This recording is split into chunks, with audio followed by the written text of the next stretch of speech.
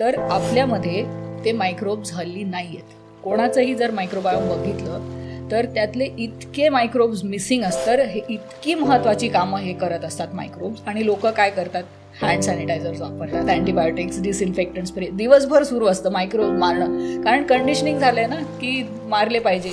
तर जी मुलं normal delivery आणि ब्रेस्टफेड असतात त्यांची हेल्थ खूपच ऑलरेडी हे होते की गट मायक्रोबायोम चांगलं टोन सेट होतोय तिथे.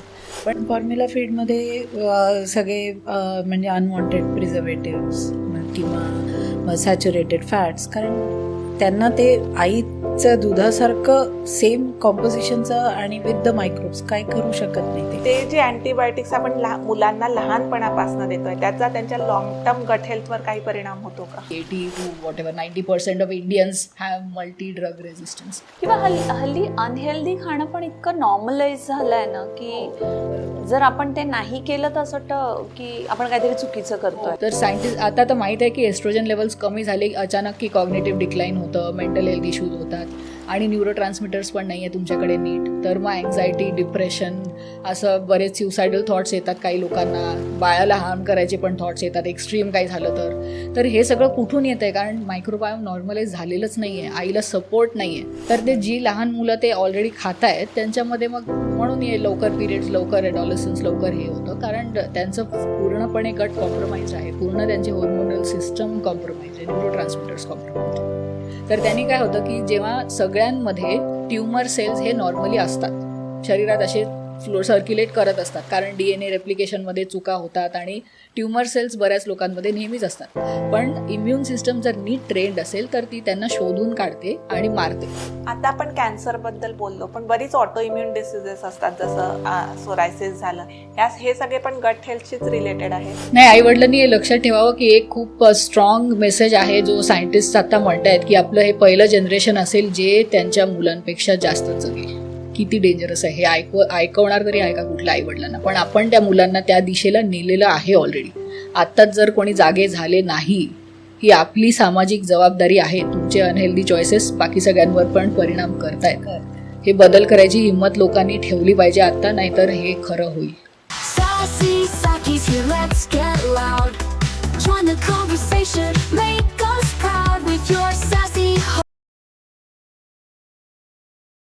नमस्कार, सॅसी सखीमध्ये आपले पुन्हा एकदा स्वागत आहे.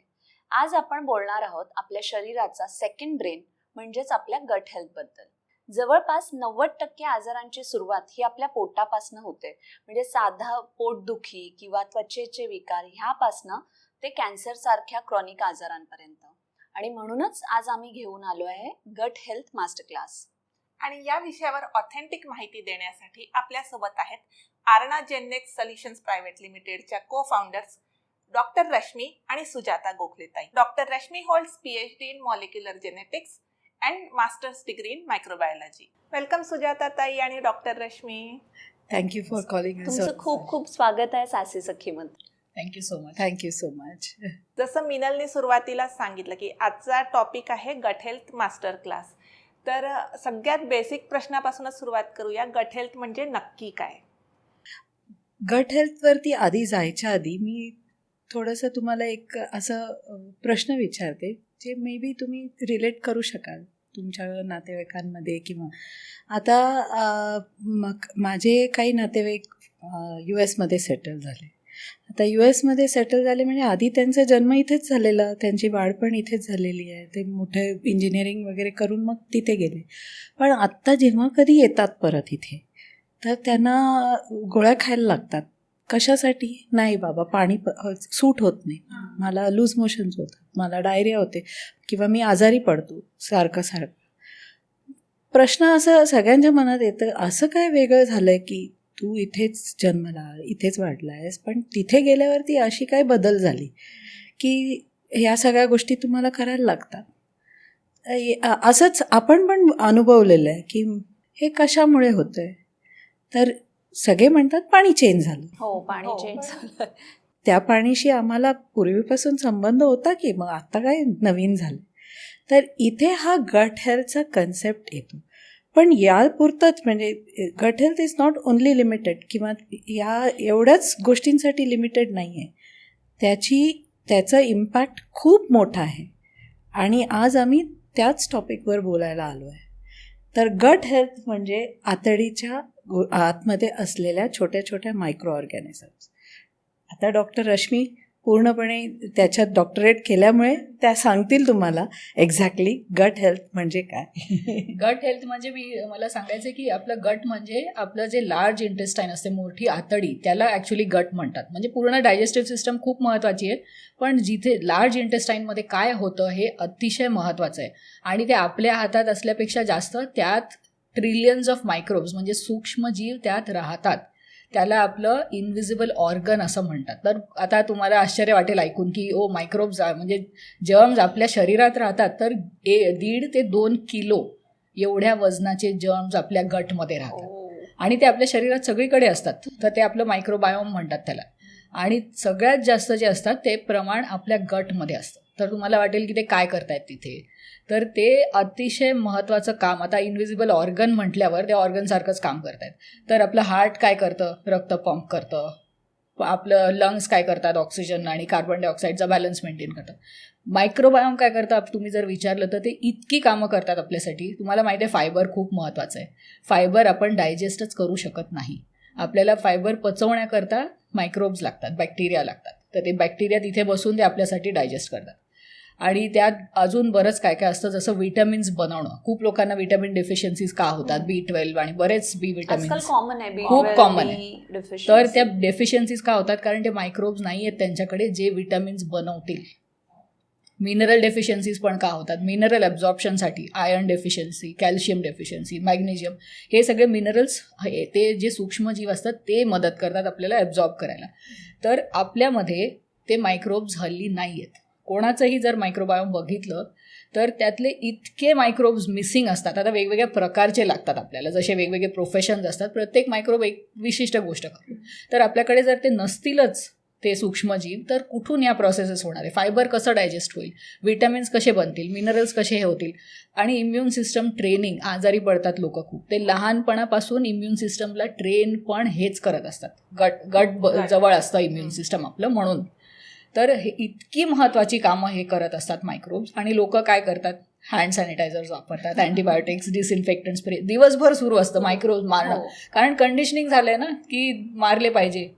तर हे माहीत नाही आहे लोकांना की ॲक्च्युली मारायला नको आहे. कोविड पासून हा स्वच्छतेचा किडा जरा जास्तच हो. लागलाय. आपण इतकं बरोबर. सॅनिटायझर आणि डिसइन्फेक्टंट यूज करतो. हो, तर स्वच्छता वेगळी आहे आणि स्टरलाइज करणं वेगळं आहे. स्वच्छ राहावं, पण एवढं आपण ओव्हर क्लिनिंग जे करतोय त्यामुळे काय होतं की आपलं Obsession. मायक्रोबायोम खूपच इनकम्प्लीट राहते. आपण ते ऑर्गन बनूच देत नाही आहे. तर त्याचे फंक्शन्स कुठून मिळणार आहे. तर आपण जेव्हा गट हेल्थ म्हणतो तेव्हा आपल्याकडे किती प्रकारचे सूक्ष्मजीव आहे, ते चांगल्या क्वालिटीचे आहेत का, ज्याला आपण प्रोबायोटिक्स म्हणतो ॲक्च्युली त्या बॅक्टेरिया, तर ते आहेत का आपल्याकडे. तर ते नसले तर पुअर गट हेल्थ. आणि मग तुम्हाला असं वाटतं, ते जसं आई असते घरात एकदम महत्त्वाची, आई घरात असेल तर घर कसं असतं, आई कुठे गेली, आई आजारी पडली तर काय होतं. तर गट हेल्थचं तसं आहे. जेव्हा पुअर गट हेल्थ असते तेव्हा काय परिणाम होतील पूर्ण शरीरावर तुम्ही विचार करू शकता. सगळ्यांचीच हे होईल, वाट लागेल. अगदी. म्हणजे पुअर गट हेल्थ जेव्हा आपण म्हणतो तेव्हा बऱ्याच लोकांना ना कॉमनली हा प्रॉब्लेम असतो, गॅसेस किंवा ॲसिडिटी आणि किंवा ब्लोटिंग होणं. आणि they are so used to it की नाही मला तसंच होतं. सो हे पण इम्बॅलन्स गट इम्बॅलन्समुळे होतं का? आता जसं मी तो उदाहरण दिलं की तुम्ही US मधनं आला तर you have actually destroyed it. म्हणजे तुम्ही त्यांना वाईप आउट केलं का, खूपच स्वच्छता असेल त्या देशांमध्ये किंवा तुम्ही खूपच हँड सॅनिटायझर वापरून त्यांना मारून टाकलं. तर जेव्हा या सगळ्या अशा डायरिया वगैरे होतात किंवा ब्लोटिंग होतं, तो एका प्रकारेने शरीर तुम्हाला सांगतोय की काहीतरी चुकतंय, माझी काळजी घ्या. आणि तेव्हा तुम्हाला त्या गॅसेस आणि ब्लोटिंग होतं. म्हणजे तुम्हाला ॲक्च्युली शरीर सांगतो की गट डायव्हर्सिटी कमी झाली आहे किंवा आम्हाला जे हवं आहेत आमची कामं करायला त्या आत्ता नाही आहेत. तर आमची कामं कंप्लीट होत नाही. तुमच्या ज्या शरीराला गरजेचं न्यूट्रिशन आहे किंवा काही तुमचं व्हायटमिन ॲब्झॉर्प्शन आहे किंवा माइंड आहे ते होत नाही आहे. त्यामुळे तुम्हाला ते किंवा डायजेशन हा मुळातच होत नाही. आणि लोक काय करतात, इतक्या ॲड्स चालतात आपल्या देशांमध्ये की हे घ्या, इनो घ्या किंवा त्या काहीतरी अँटासिड घ्या, तुम्हाला बरं वाटेल. आणि लोक पटकन ते घेऊन मोकळे होतात. हे 1 दिवस 2 दिवस असं चालतं. मग थोडे दिवस त्यांना बरं वाटतं, मग परत तो प्रॉब्लेम सुरू होतो. कारण कुठे निर्मूलन केलं नाही आहे तुम्ही रूट कॉजचं. तो जो- तेवढ्यापुरतं हां, तात्पुरतं तेवढ्यापुरता सोल्युशन. तो सोल्युशन आहे. आणि एक्झॅक्टली तो काय करतोय तुमच्या गटमध्ये ते तुम्हाला लक्षात येत नाही. पण तुम्हाला ते परत, आता फॉर एक्झाम्पल आम्ही म्हटलं की जेव्हा मध्ये हा प्रोजेक्ट टायगर आलेला होता आपल्या देशांमध्ये, किंवा की वाघांची कमी आहे, तर कुठून ना कुठून तरी आणून त्यांना तिथे त्या जंगलांमध्ये सोडून त्यांची वाढ करायचे होते. तर तेव्हा तुम्हाला लक्षात येत होतं की हे वाघ नाही आहेत आता, त्यांना आणून जपायला लागतं. तर प्लीज आमची विनंती आहे लोकांना की तुमच्या गटचं पण तसंच झालेलं आहे, त्याची काळजी घ्या, त्या ऑर्गॅनिझम्सना आणा परत आणि त्याच्यात आम्ही तुमची मदत करतो. तर हे गॅस आणि ब्लोटिंग याच संदर्भात म्हणजे याचा परिणाम आहे की तुमचं गट डायव्हर्सिटी कुठेतरी बिघडलेलं आहे, बिनसलेलं आहे. म्हणजे जसं आपलं केमिकल रिॲक्शन आहे डायजेशन, हे त्याचं काहीतरी स्पेसिफिक बनलं पाहिजे की तुम्हाला ते न्यूट्रिएंट्स मिळतील आणि कार्बन डायऑक्साईड हा गॅस जनरेट होईल ज्याचा वास नसतो काही. आणि जेव्हा ओव्हर फर्मेंटेशन होतं, जेव्हा व्यवस्थित पचत नाही लोकांना अन्न, कारण ते मायक्रोब्स नाही आहेत आणि पॅथोजेन्स आहेत त्याच्याऐवजी, तर मग ते वेगळे गॅसेस होतात ज्याचा वास विचित्र येतो आणि ब्लोटिंग होतं आणि कॉन्स्टिपेशन होतो, तो गॅस पूर्ण जमा होतो ह्याच्यात. ह्याचा अर्थ आहे, तुम्हाला असे कुठलेही साईन्स दिसले तर याचा अर्थ आहे की तुमचं मायक्रोबायोम जे आहे ते अतिशय कॉम्प्रोमाइज्ड आहे. त्यामुळे ते ॲडजस्ट करायची गरज आहे. तर जसं सुजाता म्हणाली की US किंवा बाहेरून कुठून आली लोकं, तर तिथे वातावरण इतकं स्टराईल आहे भारतापेक्षा की हे कॉम्प्रोमाइजच होते तिथे. हे इश्यूज तिथे खूप पाश्चात्य देशांमध्ये अतिशय कॉमन आहे. तर जेव्हा ते इथे परत येतात तेव्हा त्यांना इथले जे खूप जास्त जर्म्स आहेत वातावरणात ते सहन होत नाही, कारण त्यांची इम्युन सिस्टम आता ट्रेन नाही आहे. जे एवढं आधी जे ट्रेनिंग होतं ते गेलेलं आहे आता. तर म्हणून हा प्रॉब्लेम होतो की कुठल्याही नवीन जागी गेलो तर आपण त्या मायक्रोब्सचं आपल्या इम्युन सिस्टमला ट्रेनिंग नसतं, म्हणून ॲडजस्ट व्हायला वेळ लागतो. म्हणून लोक एवढ्या लवकर आजारी पडतात नवीन जागी कुठल्या पण गेले तरी. होऊ शकत नाही. हो. सो हा गट हेल्थ मास्टर क्लास आपण याला म्हणतोय. सो आपण एक टॉपिक कव्हर करूयात मला असं वाटतंय. सो आपण Okay. सुरुवात करूया लहान मुलांपासून, कारण तिथनंच कदाचित हो. हे प्रॉब्लेम्स सुरू होतात. सो म्हणजे एका बाळाच्या गट हेल्थवरती त्याच्या आईच्या गट हेल्थचा परिणाम होतो का? हो, नक्की. आधी म्हणजे ह्या प्रश्नाचं उत्तर देण्याच्या आधी मला एक छोटंसं म्हणजे सांगायचं आहे गोष्ट, की आपण जेव्हा गट हेल्थ म्हणतो किंवा गट मायक्रोबायोम म्हणतो, तो एका वेळचाच देणगी आईकडनं नसते. आपण पूर्ण आयुष्यभर तो आपल्या याच्यातनं म्हणजे एन्व्हायरमेंट म्हणू किंवा वेगवेगळे जेवणातनं किंवा आपण कुठे म्हणजे पाली प्राण्यांमधनं किंवा झाडं रोपं सॉईल मायक्रोबायोम म्हणतो, सगळीकडनं आम्ही थ्रू आउट द लाईफ म्हणजे पूर्ण आयुष्यभर गोळा करत असतो किंवा मारत असतो. So it's not a single journey, म्हणजे झालं दिलं आणि फिनिश. पण सर्वात पहिलं गिफ्ट आपल्याला म्हणजे गिफ्ट मिळते मायक्रोबायोमचं, ते आईकडनंच मिळतं. त्यामुळे आईचं जे तब्येत असेल आणि मग ती काय पास ऑन करते किंवा तिची डिलिव्हरीची प्रक्रिया कशी आहे त्याच्यावर खूप अवलंबून असतं. म्हणजे सीझर आहे का हां. नॉर्मल हो, डिलिव्हरी आहे हो, याचा पण हो, इफेक्ट हो, होतो. येस. ॲक्च्युली काय होतं की जेव्हा कोणी पण प्रेग्नंट असतं तेव्हा त्यांचं मायक्रोबायोम, आईचं मायक्रोबायोम हे त्या बाळाला केमिकल्स पाठवत असतं त्याच्या ग्रोथ आणि डेव्हलपमेंट करता. तिथपासून त्याचे इफेक्ट्स त्याच्या खूप आधीपासून ॲक्च्युली सुरू होतात, पण तिथे खूप महत्त्वाचं असतं. म्हणून आईची तब्येत नेहमी चांगली असली पाहिजे. हे प्रेग्नन्सीच्या आधी पण चांगली असली पाहिजे, कारण बाळाला ते नॉर्मल मेटाबोलाइट्स मिळत राहतात. आईच हेल्दी नसेल, आई काही पण जंक फूड खाते की नाही मला क्रेविंग झालंय, आता लोक चिप्स खात आहेत, सोडा पित आहेत, काही पण, आणि ते बाळाला बिचारायला मिळत नाहीये जे पाहिजे ते, कारण आईचाच मायक्रोबायोम हेल्दी नाहीये. आणि त्यानंतर काय होतं की डिलिव्हरी नंतर जेव्हा डिलिव्हरी होते, नॉर्मल डिलिव्हरी, तर ते बाळ त्या बर्थ कॅनलमध्ये एवढे तास असतं, तर तेव्हा त्याचं पहिलं सीडिंग होतं. तर त्याच्या तोंडातून आणि नाकातून ॲक्च्युली आईचे जर्म्स जातात, जे त्याचं पहिलं गट मायक्रोबायोम बनतं. जी मुलं C-सेक्शननी जन्म घेतात त्यांना ते मिळत नाही, त्यांना ते सर्जनच्या ग्लव्सचे किंवा आईच्या स्किनचे मायक्रोब्स मिळतात. आणि नंतर काय होतं की हे जे जर्म्स जे नॉर्मल डिलिव्हरीने मिळतात ते बॅक्टेरिया त्यांना दूध पचवता येतं, बाळाला पचवता पण येत नाही. आपण म्हणतो ना की आईचं दूध बाळासाठी टेलर्ड असतं एकदम एक्झॅक्ट, पण बाळाला ते स्वतःहून पचवता नाही येत. त्याकरताच आई त्याला ते जर्म्स पण देते ज्यांनी ते दूध पचवता येईल. तर ते सी सेक्शन झालेल्या मुलांमध्ये नसतात ते बॅक्टेरिया, ते प्रोबायोटिक्स. आणि दुसरा एक पद्धत आहे की ब्रेस्ट फिडिंगनी पण ते जर्म्स बाळाला कंटिन्युअसली मिळत असतात. तर जी मुलं नॉर्मल डिलिव्हरी आणि ब्रेस्ट फेड असतात त्यांची हेल्थ खूपच ऑलरेडी हे होते की गट मायक्रोबायोम चांगलं टोन सेट होतोय तिथे. पण ज्यांना सी सेक्शन आणि फॉर्म्युला फिडिंग मिळतं त्यांना हे सगळं ते डिप्राईव्ह होतं. आणि हे जे जर्म्स असतात ते इतके महत्त्वाचे आहेत की ते आता मागच्या वर्षीच एक स्टडी झाली होती ती की लोक 70-80 वर्षांचे झाले तरी त्यांच्या ह्याच्यात गट मायक्रोबायोममध्ये हे मायक्रोब्स तरी पण सापडले की जन्मभर आहेत तुमच्याकडे आईने दिलेले. हे इतके महत्त्वाचे मायक्रोब्स आहेत. तर हे म्हणजे सुरुवात तिथून होते. त्यानंतर बाकी एन्व्हायरमेंटल एक्सपोजर, आपण काय खातो, कोणाला भेटतो, किती आजारी पडतात, यांनी ते बदलत राहतं.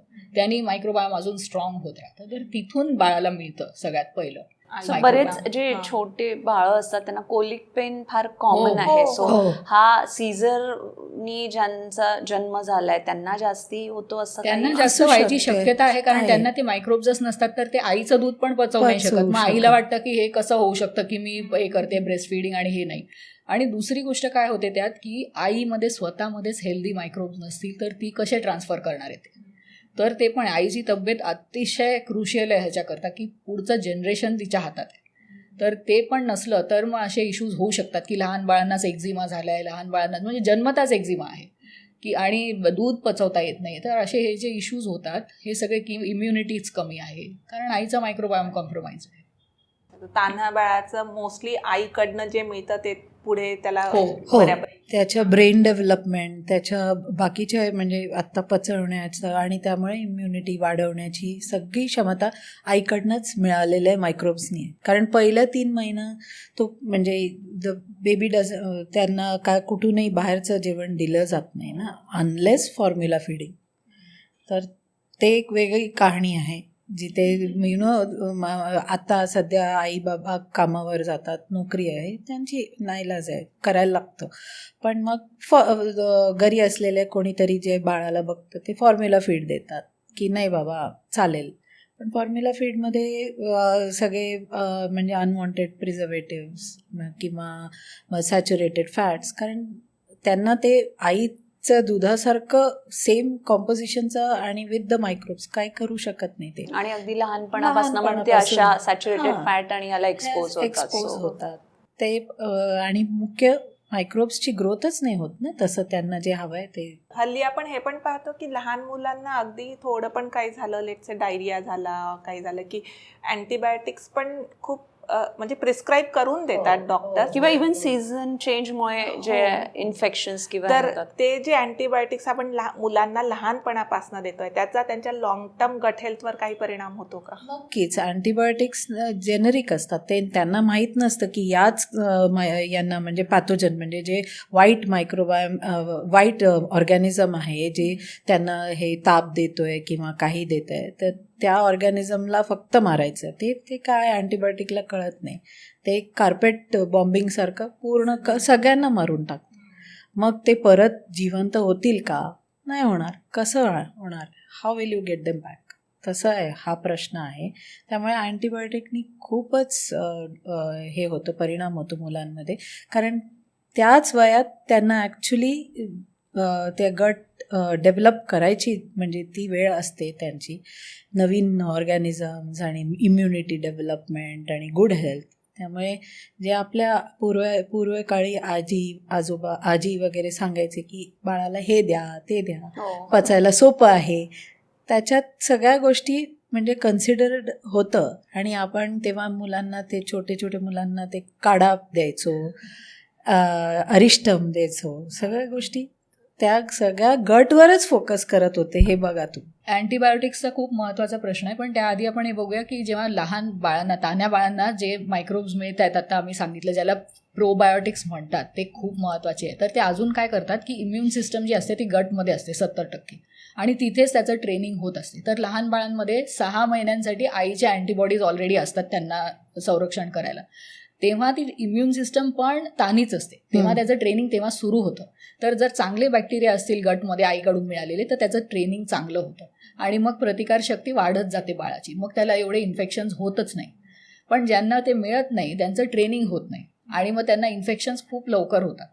त्यानंतर मग डॉक्टर्स अँटीबायोटिक्स देतात, कारण बॅक्टेरियल इन्फेक्शन असेल तर अँटीबायोटिक द्यावे लागतात त्याकरता. तर त्यांनी काय होतं की ते अगदी म्हणजे कोणीतरी हे केलंय, कोणाचं एन्काउंटर करायचंय, मर्डर केलंय, काही केलंय, तर पोलिसांनी त्याला जाऊन काही करण्याच्या ऐवजी त्यांनी ठरवलं ॲटम बॉम्ब टाकायचा. तर त्याला मारायच्या ऐवजी त्यांनी पूर्ण चांगली जी लोक आहेत त्यांना पण हे केलं. ते अँटीबायोटिक तसे आहेत, कारण 98 to 99% आपलं मायक्रोबायोम बॅक्टेरियानी बनलं असतं आणि अँटीबायोटिक्स बॅक्टेरियालाच मारतात. तर ते तिथून रिकवर करायला अतिशय वेळ लागतो, काही महिने, वर्ष, काही लोकांचं कधीच होत नाही रिकवर. आणि हे कॉन्स्टंटली जेव्हा अँटीबायोटिक सुरू असतात दर महिन्यात, दर 2-3 महिन्यात लहान मुलांचं, तर त्यांचं मायक्रोबायोम डेव्हलपच होत नाही, त्यांची गट हेल्थ पुअरच असणार आहे नंतर. आणि जेव्हा अँटीबायोटिक्स घेतो तेव्हा इम्युन सिस्टमचं ट्रेनिंग होऊ शकतच नाही, कारण मायक्रोब नाही आहेत, तर ते त्या सायकलमध्ये अडकतात. कोणी पण असो, लहान मुलं असो की मोठे असो, ते त्या अँटीबायोटिक्सच्या सायकलमध्ये अडकतात.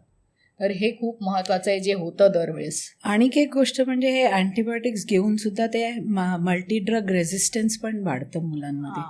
आता आपल्याला ते दिसून येतं की ह्या पर्टिक्युलर अँटीबायोटिक रेस्पॉन्ड नाही करत. हे सगळं बरेच वेळा त्याच अँटीबायोटिक घेऊन त्याच्यावर परिणाम झालेला आहे, त्यामुळे रेझिस्टन्स डेव्हलप झालं आहे. आपल्याला वाटतं ड्रग रेझिस्टन्स आपल्याकडे नाही आहे, दुसऱ्यांकडे, आपण कोणाची तरी गोष्ट ऐकली आहे, पण आमच्या मायक्रोबायोम टेस्टिंगमध्ये आम्ही बघतो की 80 ते 90% लोकांमध्ये मायक्रोबायोम रेझिस्टन्स, हे antibiotic resistance, multi drug resistance असतो. एक्झॅक्टली तीच बातमी आता हे आली होती मागच्याच आठवड्यात, सगळ्या न्यूजपेपर्समध्ये होती की 80 to 90% of Indians have multi drug resistance. सगळ्यात जास्त अँटीमायक्रोबियल रेझिस्टन्स सध्या भारतात आहे, आणि ते डॉक्टर्सच नाही, लोक ओव्हर द काउंटर पण अँटीबायोटिक स्वतःहून घेत आहेत. लास्ट टाइम हे दिलं, आता पण तेच.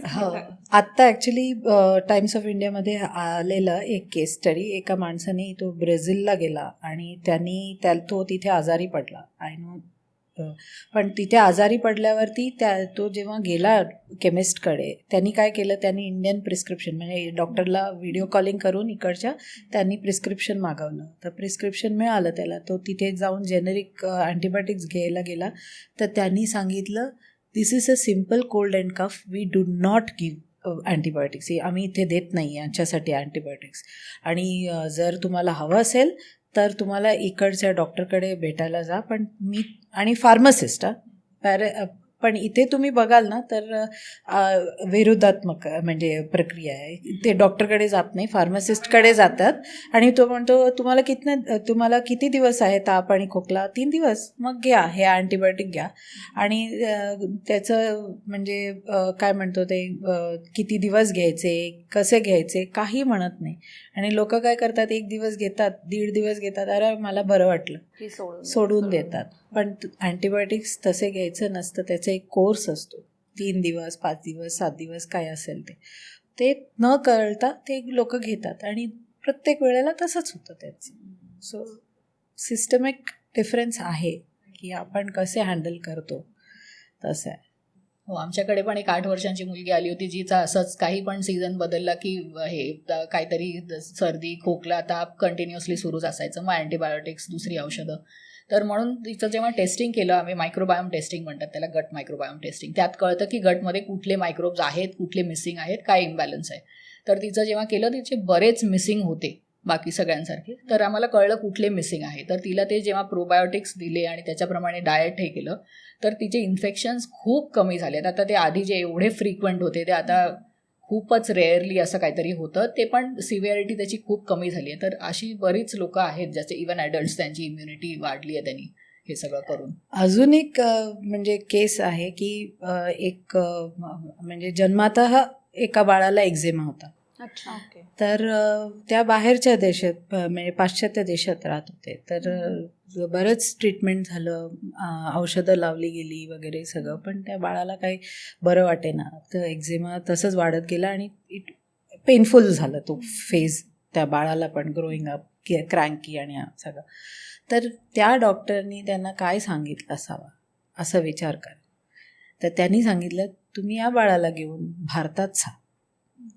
आणि त्या 2 वर्ष भारतात राहिले तर त्याचं अंगावरचं एक्झिमा कमी झालं, कारण इतक्या व्हेरायटीज आणि त्याची इम्युनिटी त्याच्यात डेव्हलप झाली. बिकॉज पाश्चात्य देशांमध्ये इतकी स्टेराईल एन्व्हायरमेंट असतं, त्या मुलाला तेवढी इम्युनिटी डेव्हलप करणं किंवा त्या एक्झेमावरती काम करायला त्याची म्हणजे त्या इम्युनिटी किंवा त्या प्रतिकारशक्ती निर्माण होऊ शकत नव्हतं. ते भारतात येऊन फक्त भारतात 2 वर्ष राहून सुद्धा कमी झाले त्याचे हे. So you can understand. Doctor Rashmi, तुम्ही आत्ता बोलता बोलता म्हणालात की गट हेल्थ चेक करण्यासाठी काहीतरी प्रोसेस आहे. सो तुम्ही सांगाल आमच्या प्रेक्षकांसाठी की हाऊ इज दॅट प्रोसेस? हो, तर मी जेव्हा सांगितलं की गटमध्ये आपल्या ट्रिलियन्स ऑफ मायक्रोब्स असतात, तर ते आता मायक्रोब्स इतके जास्त असतात की आपल्या स्वतःच्या पेशींपेक्षाही जास्त नंबर्समध्ये आहेत ते, आणि ते हजारो प्रकारचे आहेत. तर आपल्याला सगळ्या वेगवेगळ्या विविध प्रकारचे लागतात ही सगळी फंक्शन्स करण्याकरता. तर जेव्हा गट हेल्थ कॉम्प्रोमाइज होते, आपल्याला कशाचेही सिम्पटम्स दिसले की ह्याचा अर्थ आहे की गट हेल्थ वाईट आहे. तर त्याचं मेजर म्हणजे काय की गट मायक्रोबायोम टेस्टिंग, कॉम्प्रिहेन्सिव्ह गट मायक्रोबायोम टेस्टिंग. तर ही स्टूल टेस्ट आहे जे किट घरी येतं ऑर्डर केल्यावर, आणि हे सगळं इन्क्लुडेड येतात 2 वे शिपिंग, की किट घरी येतं, तुम्ही स्टूल सॅम्पल कलेक्ट करायचं आणि मग ते कुरिअर सर्व्हिस परत घेऊन जाईल. आणि हे काही टाईम सेन्सिटिव्ह नाही आहे, कारण DNA सिक्वेन्सिंग येते, ते ॲक्च्युअल स्टूल सॅम्पल नाही. मग त्यात कुठले बॅक्टेरिया कुठले दुसरे मायक्रोब्स आहे ते पूर्ण आयडेंटिफाय होतात, आणि 2-3 आठवड्यांनी तो रिपोर्ट येतो ऑनलाईन, जो 40हूनही जास्त पानांचा ॲक्च्युली खूप कॉम्प्रिहेन्सिव्ह रिपोर्ट आहे. तर त्यात कळतं की कुठल्या प्रकारचा इम्बॅलन्स आहे, कुठले मायक्रोब्स मिसिंग आहेत, कुठले जास्त आहेत. म्हणजे काही लोकांमध्ये चांगले मायक्रोब्स पण खूप जास्त प्रमाणात असतात, ते जे अजिबात चांगलं नाही आहे, त्यांनी पण इन्फ्लेमेशन होतं. तर तसं, आणि सगळ्यांमध्ये तसं दिसलं. आम्ही एकही अजून नॉर्मल रिपोर्ट बघितलेला नाही ऑनेस्टली. आम्ही कोणालाही सांगतो तर आपण ते अनहेल्दी लाईफस्टाईल इतकी नॉर्मलाइज केली आहे अनफॉर्च्युनेटली, की हा रिपोर्ट येतो ना तेव्हा काही ना काही बरेच मिसिंग स्ट्रेन्स असतात त्यांच्यामध्ये. आणि सगळ्यांना सांगावं लागतं की तुम्ही जे म्हणताय आम्ही हेल्दी करतोय ना, ते तुमचं रिपोर्ट कार्ड दिसते यायचे की नाही तुम्हाला सूट होते ते. आणि मग त्यानंतर त्यात डाएटरी रेकमेंडेशन्स असतात की तुमच्या मायक्रोबायोमप्रमाणे तुम्ही काय खाल्लं पुढचे 12 आठवडे तर ते रिकवर होईल. आणि ते खाल्ल्याबद्दल मायक्रोब्स तर येणार नाही आहे, तुम्ही आणावे लागतील कुठून तरी. तर ते पर्सनलाइज्ड किंवा जेनेरिक प्रोबायोटिक्स त्यांना आम्ही सजेस्ट करतो. तर जेनेरिक म्हणजे काय, जे मिसिंग आहे ते कुठल्या पण जेनेरिक ॲमेझॉनवरून किंवा कुठूनही मिळतील असे जे बेस्ट मॅच असते, जे ते लोक घेऊ शकतात. काही जणांचं ते मॅच होत नाही पण पूर्णपणे, कारण जेनेरिक त्यांना पाहिजे ते, कंपनीजला पाहिजे ते स्ट्रेन्स असतात. तर त्यांच्यासाठी पर्सनलाइज प्रोबायोटिक्स पण आम्ही प्रोव्हाइड करतो की ते एक्झॅक्ट मॅच असते, की तुमचं हे मिसिंग आहे, आम्ही एक्झॅक्टली तेच देतो. आणि ते जेव्हा लोक घेतात आणि डाएटरी रेकमेंडेशन्स फॉलो करतात, हेल्दी लाईफस्टाईल हे करतात, तेव्हा मग खूप चांगले रिझल्ट्स त्यांना गट हेल्थ रिलेटेड सगळ्याच गोष्टींमध्ये दिसायला सुरुवात होते. म्हणून ही टेस्ट खूप महत्त्वाची आहे. मला इथे अजून एक ॲड करायचं आहे की या रिपोर्टमध्ये तुमची मनस्थिती पण सांगतं रिपोर्ट. म्हणजे तुमच्याकडे कुठल्या न्यूरोट्रान्समिटर्समधला इम्बॅलन्स आहे. म्हणजे बरेच लोकांमध्ये, मुलांमध्ये सुद्धा आत्ता आम्ही डिप्रेशन, सुसायडल टेंडन्सीज वगैरे बघतो, तेही दिसून येतं आपल्याला. त्या गट हेल्थशी कनेक्टेड आहे, तेही दिसून येतं. म्हणजे तुमची झोप, बरेच लोक म्हणतात की झोप नीट होत नाही, पण तेही म्हणजे कळतं की का म्हणून तुमचं झोप ट्रेंड तुमच्या रिपोर्ट आमच्या रिपोर्टमध्ये असतं. दुसरी गोष्ट आम्ही बोललो ते मल्टी ड्रग रेझिस्टन्स, ते पण दिसून येतं की तुम्हाला कुठल्या ड्रग्सच्या तुम्ही रेझिस्टंट आहात, कुठल्या अँटीबायोटिक्सला. आणि एक मुख्य गोष्ट मला ह्याच्या बाबतीत सांगायचं होतं रिपोर्टमध्ये, की ते एक इंडिकेशन पण देतात की तुम्ही तुमच्या आत्ताचं करंट डाएट फॉलो केलात तर पुढे काय काय इश्यू होऊ शकतं तुम्हाला. आम्ही हे नाही सांगत आहे की this is disease, I mean this is disease agnostic, this does not tell you what disease you will develop in future. पण तुम्ही ह्या डाएटवर, म्हणजे तुमच्या आत्ता करंट डाएट जे काय आहे, जे तुम्ही जेवता म्हणजे फॉलो करताय, त्याच्यावरती असाल तर तुम्हाला पुढे काय काय त्रास होऊ शकतं. आणि त्याचं कारण जसं डॉक्टर रश्मी म्हणाल्या, पॅथोजन्स म्हणजे वाईट असलेल्या मायक्रो ऑर्गॅनिझम्समुळे असू शकतं, किंवा खूप प्रमाणात चांगल्या मायक्रोब्सच्या मुळे पण असू शकतं. कारण too much of anything good is also not good. आणि मुलांचं पण आता सध्या, म्हणजे जे टीनेजर्स आहे किंवा काय, त्यांचा खाणं हेल्दी नसतं बऱ्यापैकी, त्यांचा झोपेचंही पॅटर्न सेट नसतं Yes. आणि भरपूर स्क्रीन टाईम असतो. येस. सो ह्या सगळ्याचा इफेक्ट पण म्हणजे ऑफकोर्स अनहेल्दी खाण्याचा तर होतोच, पण स्क्रीन टाईम म्हणा किंवा झोपेचे जे पॅटर्न्स आहे. स्क्रीन टाईमचं डायरेक्ट रिलेशन तुमच्या डोपामाइनवरती आहे, which is a neuro transmitter which effects your mental health. म्हणजे त्याच्यावर डायरेक्ट परिणाम होतो. त्यामुळे त्यांचं आता रिवॉर्ड हॉर्मोन म्हणतात त्याला, म्हणजे पण हल्लीच्या मुलांमध्ये तो आनंद दिसत नाही आपल्याला जास्त करून, खूप हम्म. टेम्पररी कारण असतो. डोपामाइन डिप्लेशन झालेलं आहे त्यांचं. तर ते स्क्रीन टाईममुळे त्यांचं सर्केडियन रिदम पण नाही, त्यामुळे ते जेवत नाही नीट वेळेवर.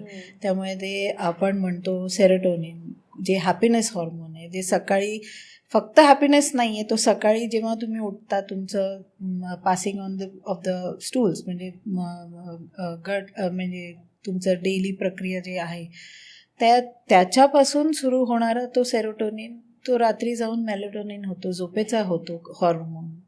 तर जेव्हा तोच नीट नसेल सुरुवातीला सकाळी, तर ते रात्री तुमची झोपेवरही परिणाम करणार आहे. तर सगळं इंटरकनेक्टेड आहे. त्याच्यात गाबा तुमचं जे कामिंग हॉर्मोन आहे ते नसेल तर मुलांमध्ये तुम्हाला थोडंफारचं ॲग्रेशन पण दिसतो. ॲग्रेसिव्ह आहेत मुलं. का? कारण ते नाही आहे तो कामिंग हॉर्मोन म्हणा. अँझायटी हा प्रॉब्लेम आहे. अँझायटीचं पण न्यूरो ट्रान्समिटर्स दिसून येतात. सो त्या रिपोर्टवरनं तुम्ही सांगू शकता की काय इश्यूज आहेत आणि त्याच्यावरती जेनेरिक किंवा पर्सनलाइज प्रोबायोटिक घेऊन तुम्ही चांगला परिणाम दिसून येतो. म्हणजे हल्ली छोट्या मुलांसाठी पण आपण 6 वर्षाच्या नंतर सगळ्यांना करू शकतो टेस्टिंग. सगळ्यांची त्याच्या आधी पण करू शकतो, पण एवढं एवढी माहिती म्हणजे जे डायव्हर्सिटी स्कोअर म्हणून एक स्कोअर असतो तेवढाच मिळत नाही, बाकी सगळी माहिती मिळते लहान मुलांची. फक्त आई वडिलांना त्यांना प्रोबायोटिक्स द्यायचे आहेत की नाही, एवढे लहान आहेत म्हणून तो त्यांचा चॉईस आहे, म्हणून 6 वर्षांच्या वर आम्ही सांगतो. पण हे जे न्यूरो ट्रान्समिटर्स आणि बाकी गोष्टी ह्याच्यात म्हणतो तर म्हणजे लहान मुलांमध्ये तर खूप जास्त इश्यूज आहे. ते हेल्दी अजिबात खात नाही, आई वडिलांनाच हेल्दी काय माहीत नाही आहे. आणि स्क्रीन टाईमनी ते ब्लू लाईटनी ते फुली इम्पॅक्ट होतं. तर सेरोटोनिन जे आहे ते digestion of food, passage of food, त्याचं स्पीड, न्यूट्रिएंट ॲब्झॉर्प्शन, इतक्या गोष्टी ते कंट्रोल करतं. आणि हॅपीनेस हॉर्मोन जसं सुजाता म्हणाली, आणि एक ऑक्सिटोसिन आहे बॉन्डिंग हॉर्मोन. तर आता तुम्ही बघाल की एक ग्रुप ऑफ फ्रेंड्स असे जमले आहेत, मित्रमैत्रिणी आणि वॉटेवर, आणि ते सगळे फोनकडे बघतात, एकमेकांशी ते हार्डली काही बोलतात. तर त्यांना ते परिवाराशी पण बॉन्डिंग नाही आहे, एकमेकांशी पण बॉन्डिंग काय आहे हेच माहीत नाही आहे. तर हे काय होते की हे सगळे न्यूरो ट्रान्समिटर्स बनत नाही आहे जे ह्यांनी बनवले पाहिजे आपल्या गट मायक्रोबायोमनी. तर त्यात खूप लेवल्सवर हे महत्त्वाचं आहे की आईवडिलांनी हेल्दी काय आहे आधी स्वतः शिकावं, मग मुलांना द्यावं. की बरेच आईवडील म्हणतात की नाही आमची मुलं तर हे खातच नाही, तुम्ही इंट्रोड्यूस नाही केलं म्हणून नाही खात ना, नाही तर हे केलं असतं. किंवा हल्ली अनहेल्दी खाणं पण इतकं नॉर्मलाइज झालंय ना की जर आपण ते नाही केलं तर असं वाटतं की आपण काहीतरी चुकीचं करतोय का. म्हणजे पिअर प्रेशर म्हणजे पेरेंट्ससाठी पण हे खूप डिफिकल्ट झालंय. एखाद्या पेरेंट्सनी डिसाईड केलंय की मला हेल्दी खाऊ घालायचंय मुलांना, तर ते इट्स लाईक खूप मोठा टास्क असतो. कारण ऍक्च्युली लहानपणी आपण जर विचार केला ना की आम्ही लहान होतो तेव्हा की आता घरी जे बनायचं ते काही स्नॅक्स पण होते, चिप्स पण होते, ते बटाट्याचे वेफर्स म्हणायचो, ते सगळं घरी बनायचं आणि ते खूप रेअर असायचं आणि तुम्हाला माहित आहे त्यातले इन्ग्रेडियंट्स काय आहे. पण आता त्यानंतर काय झालं की हे आलं, त्यानंतर चिप्सची पाकिटं आणि सोडाज, कोलाज वगैरेच्या जाहिराती यायला लागल्या. त्यानंतर मग असं वाटायचं की कोणाच्याही वाढदिवसाला आधी घरचं सगळं असायचं, त्या 10पैकी एका मुलाच्या वाढदिवसाला आता तुम्ही बघाल की चिप्स आणि सोडाज सुरू झाले. मग बाकी नंतर 2 मुलांच्या, मग 3 मुलांच्या, असं करत करत ते वाढत गेलं. आणि आता ते नाही केलं तर तुम्हाला वाटतं अरे आम्ही कूल नाही, कोण येणार आहे आमच्याकडे. मुख्य मुलांमध्येच तो कॉम्पिटिशन आहे की आम्ही काय करतो आता हे सगळ्यांचं अनहेल्दी लाईफस्टाईल नॉर्मलाइज केलं आणि त्यात सगळ्यांची चूक आहे. कारण एकाने केलं की दुसऱ्यांवर प्रेशर येतं की तुम्हाला पण तसंच वागावं लागतं. तरी आपली सगळ्यांची सामाजिक जबाबदारी आहे की अनहेल्दी काहीही नको करायला. कारण जे तुम्ही सगळे करताय त्यांनी माझ्यावरही परिणाम होतो, जे मी करते त्यांनी तुमच्यावरही परिणाम होतो. तुम्ही काही एकटे नाही आहात सोसायटीमध्ये. तर जेव्हा माझ्या मुलीचा वाढदिवस होता काही वर्षांपूर्वी, तेव्हा सुजातानी तिला एक गिफ्ट पाठवलं जो असा बुके होता आणि त्यात सगळे फ्रूट्स क्युअर्स होते, वेगवेगळ्या रंगांचे फळांचे शेप्स कापलेले, रंगीबेरंगी असे हे होते. ते तिला इतकं आवडलं की ती म्हणे मला माझ्या वाढदिवसाला हेच करायचं आहे. तेव्हा ते असं 7-8 वर्षांची असेल. तर मागच्या वर्षी तिचा वाढदिवस होता, तेव्हा सगळे तिचे बाहेरचे फ्रेंड्स आहेत, कोणी भारतीय नव्हते. तर आम्ही फ्रूट स्क्युअर्स ठेवले, तर ते आम्हाला 4-5दा बनवावे लागले परत, इतका त्याचा डिमांड मुलांना होता. आवडलं. म्हणजे आणि अनहेल्दी काहीच ठेवलं नव्हतं. आणि त्यांना ड्रिंक्स म्हणून आम्ही हे ठेवलं, नारळ पाणी ठेवलं होतं, ताकाचे हे ठेवले होते, असे छोटे पॅक्स मिळतात तिथे, आणि कोकम सरबत ज्यात आम्ही स्पार्कलिंग वॉटर टाकलं होतं की तुम्हाला ठीक आहे सोडा पाहिजे ना तुम्हाला, ते फॅन्सी घ्या, हे घ्या फॅन्सी. इतकं त्यांना आवडलं ते की आम्हाला वाटलं कशाला अनहेल्दी आपण देतोय ह्यांना काही पण, की they are taking it very हे ना, म्हणजे चांगला रिस्पॉन्स मिळतोय आपल्याला. म्हणजे एक आई बाबांचं म्हणजे ती एक जबाबदारी आहे की हेल्दी फूड पण तुम्ही जरा नीट तऱ्हेने चांगलं प्रेझेंट introduce करा. केला, मे बी सगळेच खातील, मे बी काय सगळे खातात, म्हणजे त्यांना ते व्हिज्युअल्स जे आहेत that has to be more appealing असं आम्हाला वाटतंय लहान मुलांना. तर आईवडिलांना काय वाटतं की आपण मुलांना सगळं हेल्दी देतोय कारण आपण त्यांचे आईवडील आहोत, पण ते रिवॉर्ड म्हणून मुलांना जंक फूड देतात, सोडाज देतात आणि अशा वाईट सवयी लावू देतात. ते रिवॉर्ड नाही आहे, ते पनिशमेंट आहे. ॲक्च्युली त्यांची तब्येत त्यांनी खूपच वाईट होते, गट मायक्रोबायोम खूप कॉम्प्रोमाइज होते. तर आईवडिलांना हे शिकवण्याकरता की हे जे तुम्ही करताय त्याचे असे वाईट परिणाम होणार आहे, म्हणून आम्ही पेरेंटिंग वर्कशॉप्स करतो, parenting workshops for gut health. तर त्यात आम्ही आईवडिलांना शिकवतो की गट हेल्थ म्हणजे काय आहे, ती त्यांच्यासाठी का महत्त्वाची आहे, त्यांच्या मुलांसाठी का महत्त्वाची आहे, आणि त्यांनी कुठल्या पद्धती वापरल्या तर ते मुलं खूप सोप्या पद्धतीने, जसं आम्ही काही उदाहरणं दिली आता, ते फ्रूट स्क्युअर्स होते किंवा Right. सोडा होता, तशा बऱ्याच वेगवेगळ्या पद्धती करून, ॲक्टिव्हिटीज करून त्यांना कसं एंगेज करू शकतो आणि तशा सवयी लावू शकतो. आमचं ॲप पण आहे मायक्रोबायोम सुपर हिरो, लहान मुलांसाठी 6 ते 12 वर्षांच्या वयांसाठी मुलांसाठी. त्यात असे गेम्स, क्विज आणि अशा ॲक्टिव्हिटीज आहेत ज्यांनी मुलं स्वतःहून शिकतील गट हेल्थ काय आहे आणि त्याकरता काय केलं पाहिजे.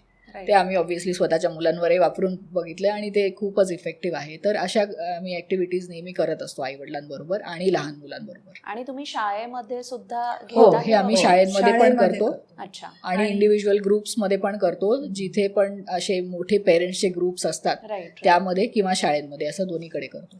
सो आपण जे डिस्कस केलं की आईच्या गट हेल्थचा बाळावरती हो. बऱ्यापैकी परिणाम दिसून येतो. सो प्रेग्नन्सीमध्ये महिलांच्या गट हेल्थमध्ये काही चेंजेस होतात का सिग्निफिकंट?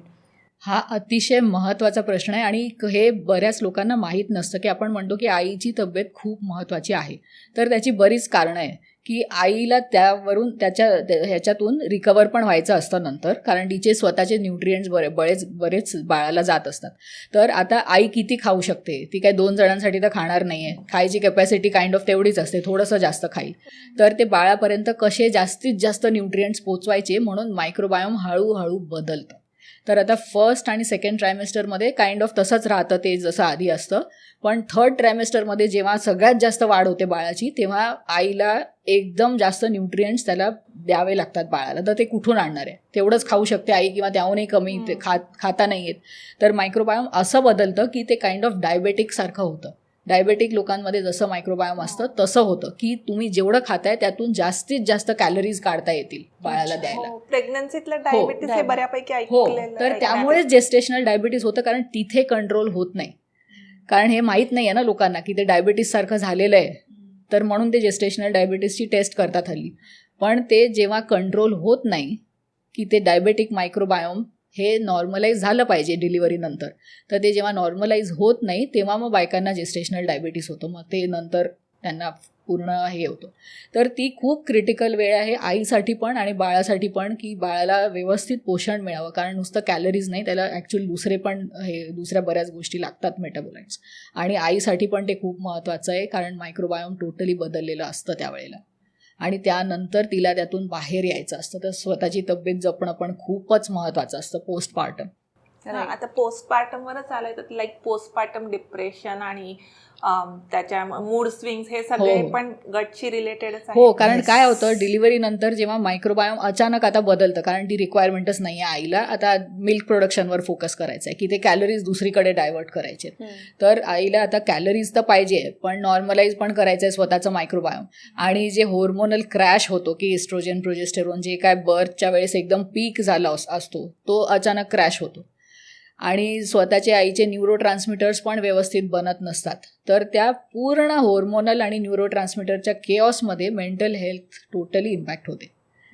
तर सायंटिस्ट आता तर माहीत आहे की एस्ट्रोजन लेवल्स कमी झाले अचानक की कॉग्नेटिव्ह डिक्लाईन होतं, मेंटल हेल्थ इश्यूज होतात आणि न्यूरो ट्रान्समिटर्स पण नाही आहे तुमच्याकडे नीट. तर मग अँझायटी, डिप्रेशन असं बरेच सुसायडल थॉट्स येतात काही लोकांना, बाळाला हार्म करायचे पण थॉट्स येतात एक्स्ट्रीम काही झालं तर हे सगळं कुठून येतं आहे? कारण मायक्रोबायोम नॉर्मलाइज झालेलंच नाही आहे, आईला सपोर्ट नाही आहे.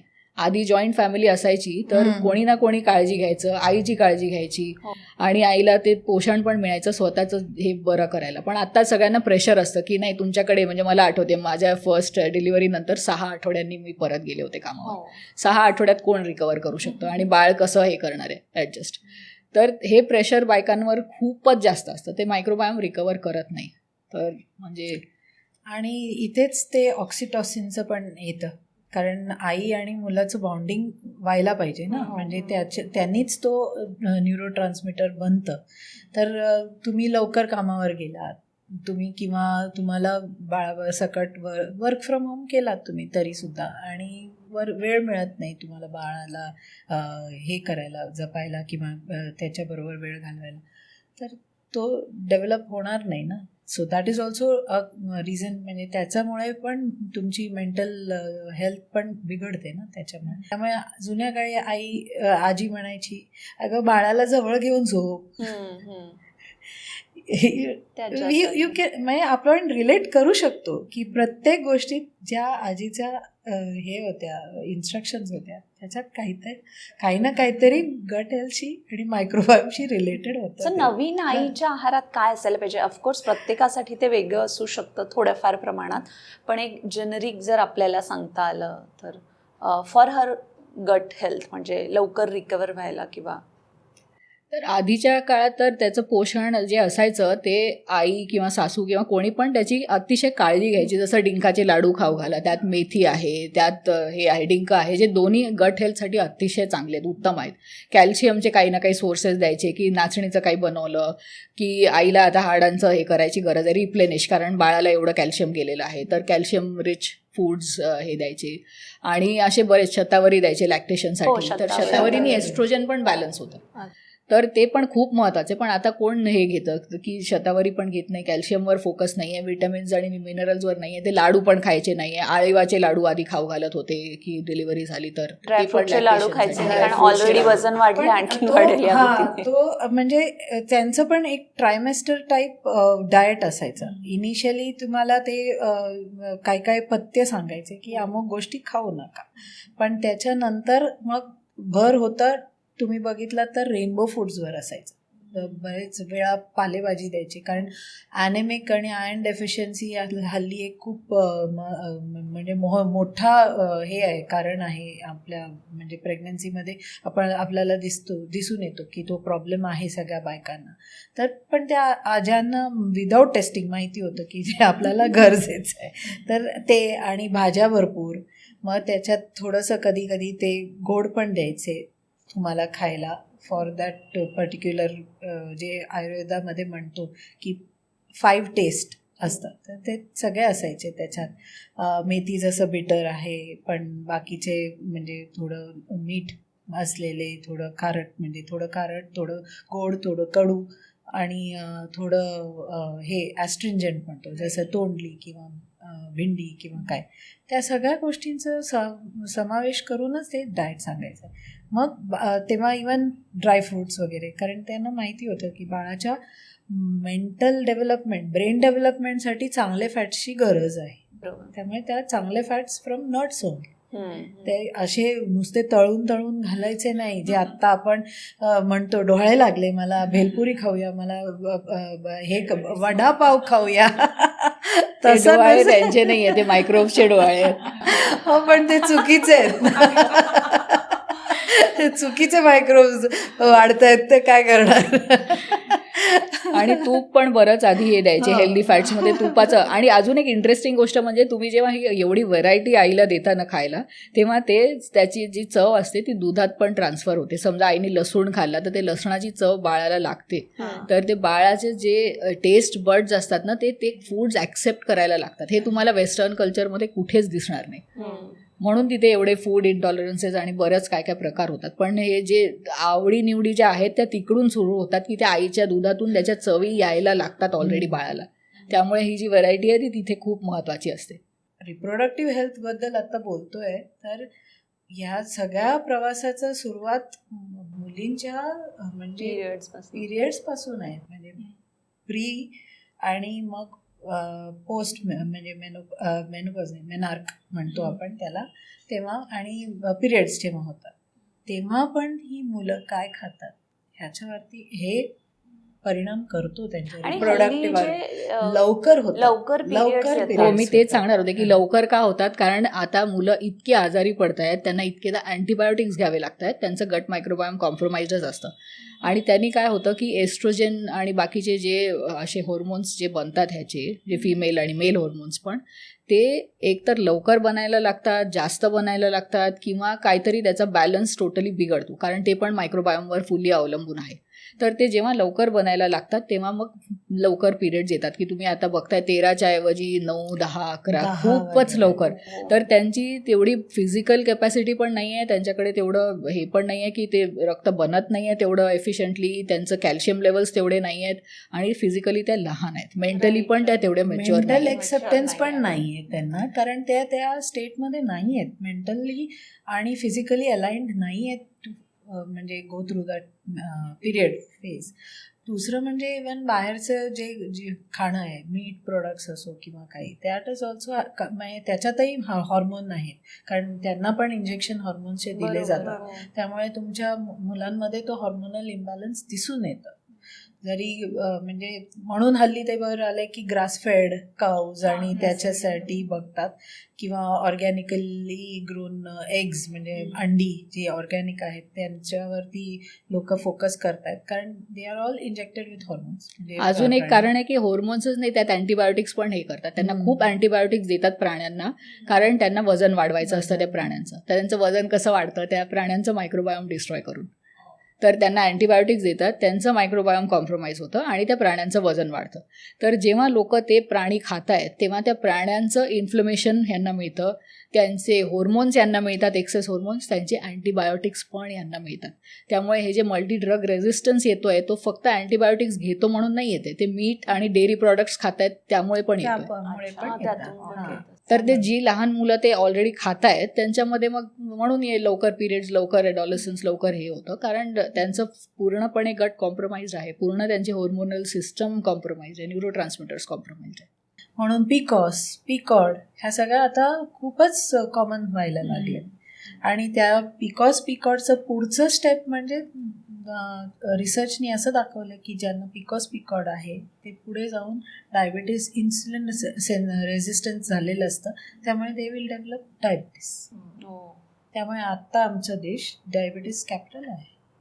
जसं आता आपण PCOS PCOD बद्दल पण तुम्ही सांगितलं की our country is like capital for all this things, तर फर्टिलिटीवर पण गट हेल्थचा परिणाम होतो. ॲक्च्युली बरेच वेगवेगळी कारण आहे, पण पहिलं कारण आपण जर बघितलं की गट हेल्थ जर कॉम्प्रोमाइज असेल कोणाहीमध्ये, मेल फॅक्टर असो, फिमेल हे असो, इन्फर्टिलिटी, तर त्यांनी काय होतं की जेव्हा लीकी गट व्हायला सुरुवात होते, कारण गटची इंटिग्रिटी जी असते, लायनिंग जे असतं ते पण त्या मायक्रोब्समुळे असतं. तर जेव्हा हेल्दी मायक्रोब्स नसतात गटमध्ये तेव्हा ते गट लीक करायला लागतं आणि मग ते सगळे टॉक्सिक मेटाबोलाइट्स बाहेर जातात, आणि जेव्हा ते रक्तात जातात ते दुसऱ्या ऑर्गन्समध्ये जातात, तर रिप्रोडक्टिव्ह ऑर्गन्समध्ये इन्फ्लमेशन दिसायला लागतं. तर ज्यांना इन्फर्टिलिटी असते त्याचं मेन कारण हे असतं की तुम्हाला इन्फ्लमेशन आहे त्या ह्याच्यात आणि तुम्हाला गट हेल्थ फिक्स करायची गरज आहे. पण ते जेव्हा IVF क्लिनिक्समध्ये जातात तेव्हा कोणीही गट हेल्थवर फोकस नाही करत. तर असं केस आम्ही बघितली आहे की आमच्याकडे आलं की मेल फॅक्टर फर्टिलिटी इश्यूज आहेत, IVF केलं त्यांनी, कारण खूप severe male factor fertility issues आहेत. नंतर आम्हाला कळलं की ते मॅलनरिशमेंटमुळे आहेत, आणि जेव्हा आम्ही न्यूट्रिशन फिक्स केलं तेव्हा ते आपोआप पूर्ण रिस्टोअर झालं. आणि हेच जर आधी झालं असतं तर हे करायची वेळ नसती आली. तर असे बरेच इश्यूज असतात फर्टिलिटीमध्ये की लोक बघत नाही की कशामुळे होतंय, ते डायरेक्टली त्यावर उडी मारतात की नाही आपण IVF करून हे होऊ की आत्ता रिझल्ट्स पाहिजे. पण ज्यावर फोकस केलं गट हेल्थवर तर दुसऱ्या पण बऱ्याच गोष्टी नॉर्मलाइज होतील, आणि जरी IVF करावं लागलं तरी त्याचा आउटकम खूप जास्त, सक्सेस रेट त्याचा वाढेल. आणि दुसरी गोष्ट आहे की आईच्या गट मायक्रोबायोमच नाही, इव्हन व्हजायनल मायक्रोबायोम पण गट मायक्रोबायोमवर खूप अवलंबून असतं, त्यावरही अवलंबून असतं की ते सक्सीड करणार आहे की नाही. तर हे सगळं गट हेल्थ जर जे फिक्स करतात त्यांना मग ते इन्फ्लमेशन कमी करता येतं आणि त्यांचे मग सक्सेस रेट्स खूप जास्त वाढू शकतात. पण fertility युजली issues. आपण रूट कॉज पर्यंत जातच नाही नाही जात. की गो हो. फॉर अच्छा हे हा प्रॉब्लेम आहे का मग हे सोल्युशन हो आहे. मायक्रोबायोम स्किनवरही असतो, मायक्रोबायोम वजायनामध्येही असतो, मायक्रोबायोम गटमध्येही असतो.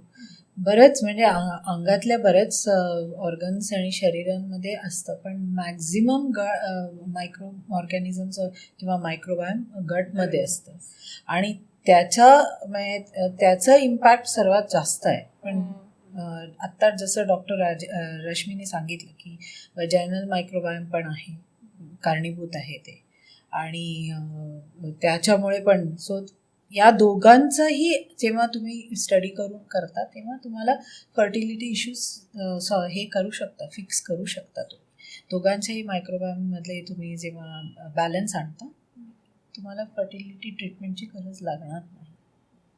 जसं प्रेग्नन्सी महिलांच्या आयुष्यातला एक मोठा महत्त्वाचा टप्पा असतो, तसंच अजून एक आणि कदाचित डिफिकल्ट फेज पण म्हणूया, मेनोपॉझल फेज जी असते हो. ती, त्याच्यावर मेनोपॉझल फेज आणि गट हेल्थ हे कसे रिलेटेड आहेत? तुम्ही खूप महत्त्वाचा प्रश्न विचारला. आता मेनोपॉज म्हटलं तर लोकांना काय वाटतं की 50शीत केव्हा तरी असेल, कारण आई आणि आजी आणि वॉटेवर त्यांचा खूप उशिरा झाला आहे.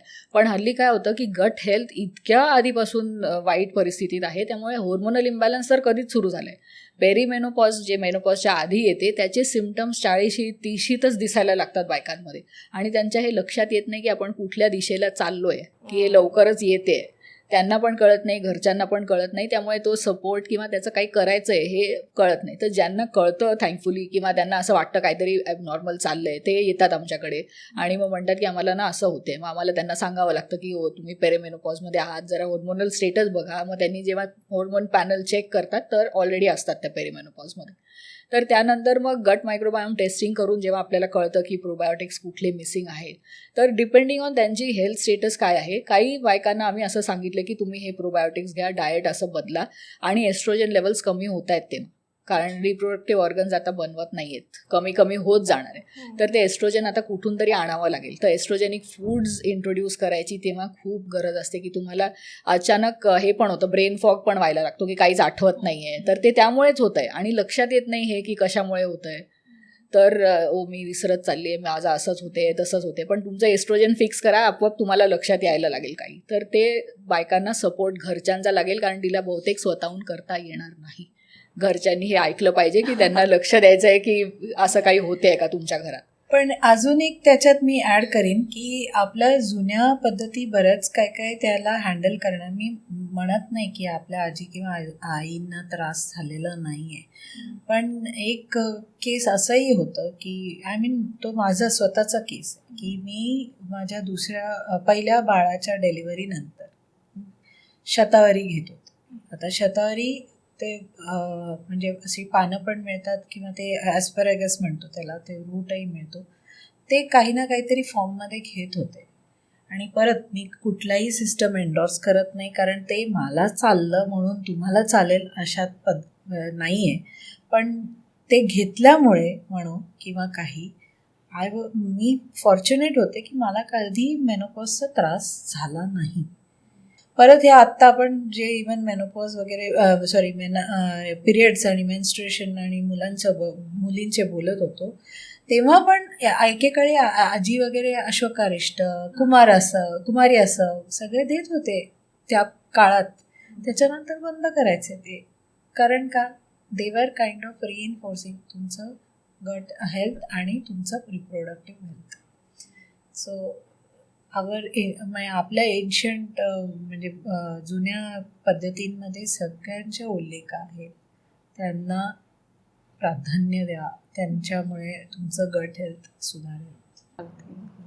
असं काही स्पेसिफिक फूड आहे जे तुम्ही रेकमेंड करणार या फेजमध्ये, जे जसं आता आपण शतावरी वगैरे बद्दल बोललो, पण स्पेसिफिकली मेनोपॉझल फेजमध्ये? मेनोपॉझल फेजमध्ये त्यांनी जसं सांगितलं एस्ट्रोजन एन्हॅन्सिंग जे काय असतील, तर लोक म्हणतात की सोयाबीन वगैरेचा उपयोग करा, तर दॅट इज नेसेसरी, कारण तुम्हाला पण हल्ली काय सोया मिल्क सगळेच पितात, पण प्रत्येक वयात ते गरजेचं नसतं. इनफॅक्ट लहान मुलांना म्हणजे ज्यांना पिरियड्स वगैरे होत आहेत त्यांनी एवढं सोया खाऊ नये. मेनोपॉज झालेल्या लोकांनी बायकांनी ते जास्त घ्यावे. हो, हल्ली टोफूचं प्रमाण खूप वाढलंय की लहान मुलं पण आई वडिलांना हे माहित नसतं की टोफूमध्ये एस्ट्रोजेनिक हे असतात, ते ऍक्च्युली मुलांना खूप फ्रिक्वेंटली नसतात द्यायचे, कारण हॉर्मोनल इम्बॅलन्स होऊ शकतो त्यांनी. टोफू, टेम्पे आणि जे सॉय प्रोडक्ट्स आहेत ते बायकांनी घेतलेले खूप चांगले आहेत. दुसऱ्या अजून बऱ्याच गोष्टी होतात की ते हेवी पिरियड्समुळे अनिमिया झालेला असतो, B12 कमी झालेलं असतं, कॅल्शियम खूपच कमी झालेलं असतं. तर अगेन त्यावेळेला पण कॅल्शियम रिच नाचणीचे पदार्थ, स्प्राउटेड नाचणी, ज्याने अजून चांगलं ॲब्झॉर्प्शन होतं, आणि आयर्न रिच जे काय आहे जसं पालक असतं किंवा अजून बरेच हे आहे, खजूर आहेत, खारीक आहे, तसे फूड्स. पण लोकांना ते कंबाईन करतात की कॅल्शियम आणि आयर्न. बरेच इन्फ्लुएन्सर्सचे व्हिडिओज आम्ही बघितले आहेत की हे ना calcium and iron rich laddoo किंवा पालक पनीर. पण हे नाही कळत लोकांना, बेसिक बायोकेमिस्ट्री एवढी माहीत पाहिजे की कॅल्शियम आणि आयर्न एकाच रिसेप्टरला बाइंड करतात. ते calcium always out competes iron. जेव्हा कॅल्शियम असते तेव्हा आयर्न ॲब्झॉर्ब होऊ शकत नाही, कारण कॅल्शियम हे खूप लहान हे असतं आणि ते जाऊन त्या रिसेप्टरला बाइंड लगेच करतं. तर जेव्हा तुम्ही आयर्न आणि कॅल्शियमचे एकत्र जेव्हा घेता तेव्हा आयर्न मिळणारच नाही आहे तुम्हाला. आणि लोकांना ते वाटतं की मी तर आयर्नचं हे खाल्लं ते काहीही मिळत नाही आहे. आयर्न आणि कॅल्शियम दोन्ही घेतले. परत आयर्न अब्झॉर्प्शनसाठी तुम्ही त्याच्याबरोबर व्हिटॅमिन C घ्यायला लागतं तुम्हाला, म्हणजे काहीतरी आंबट गोष्टी त्याच्याबरोबर. तेही बरेच लोक विसरतात आणि म्हणतात मी एवढं पालक खातो, मी एवढं दाल वरण पितो, तर मला माझं आयर्नचं डेफिशियन्सी कसं काय. पण तुम्ही त्याच्यावर लिंबू पिळलात का, त्याच्यात काहीतरी आंबट ॲड केलीत का, त्याच्याशिवाय तुमचं अब्झॉर्ब कसं होईल आयर्न? ते नाही होणार आहे. तर प्रत्येक गोष्टीचं असं आहे, साध्या साध्या गोष्टी, हळद नुसतं पाण्याने मिक्स करून बरेच इन्फ्लुएन्सर्स अँटी इन्फ्लमेटरी म्हणतात. अरे पण हळद अब्झॉर्ब तरी कसं होईल, त्याला तुम्हाला फॅट बेस काहीतरी द्यायला लागेल ना. त्यामुळे आपल्या जुन्या पद्धतींमध्ये हळद फोडणीला घालायचो आम्ही, कारण त्यात तेलाचं प्रमाण होता. तो तेलात जेव्हा तो टर्मरिक मिसळतं तेव्हाच तो बायो अवेलेबल होतो, म्हणजे शरीर अब्झॉर्ब करू शकतं. व्हायटमिन ए, गाजर, नुसते गाजर खा डोळे चांगले होतील. अरे पण तो फॅट सॉल्युबल आहे, त्याच्याबरोबर फॅट कुठे आहे?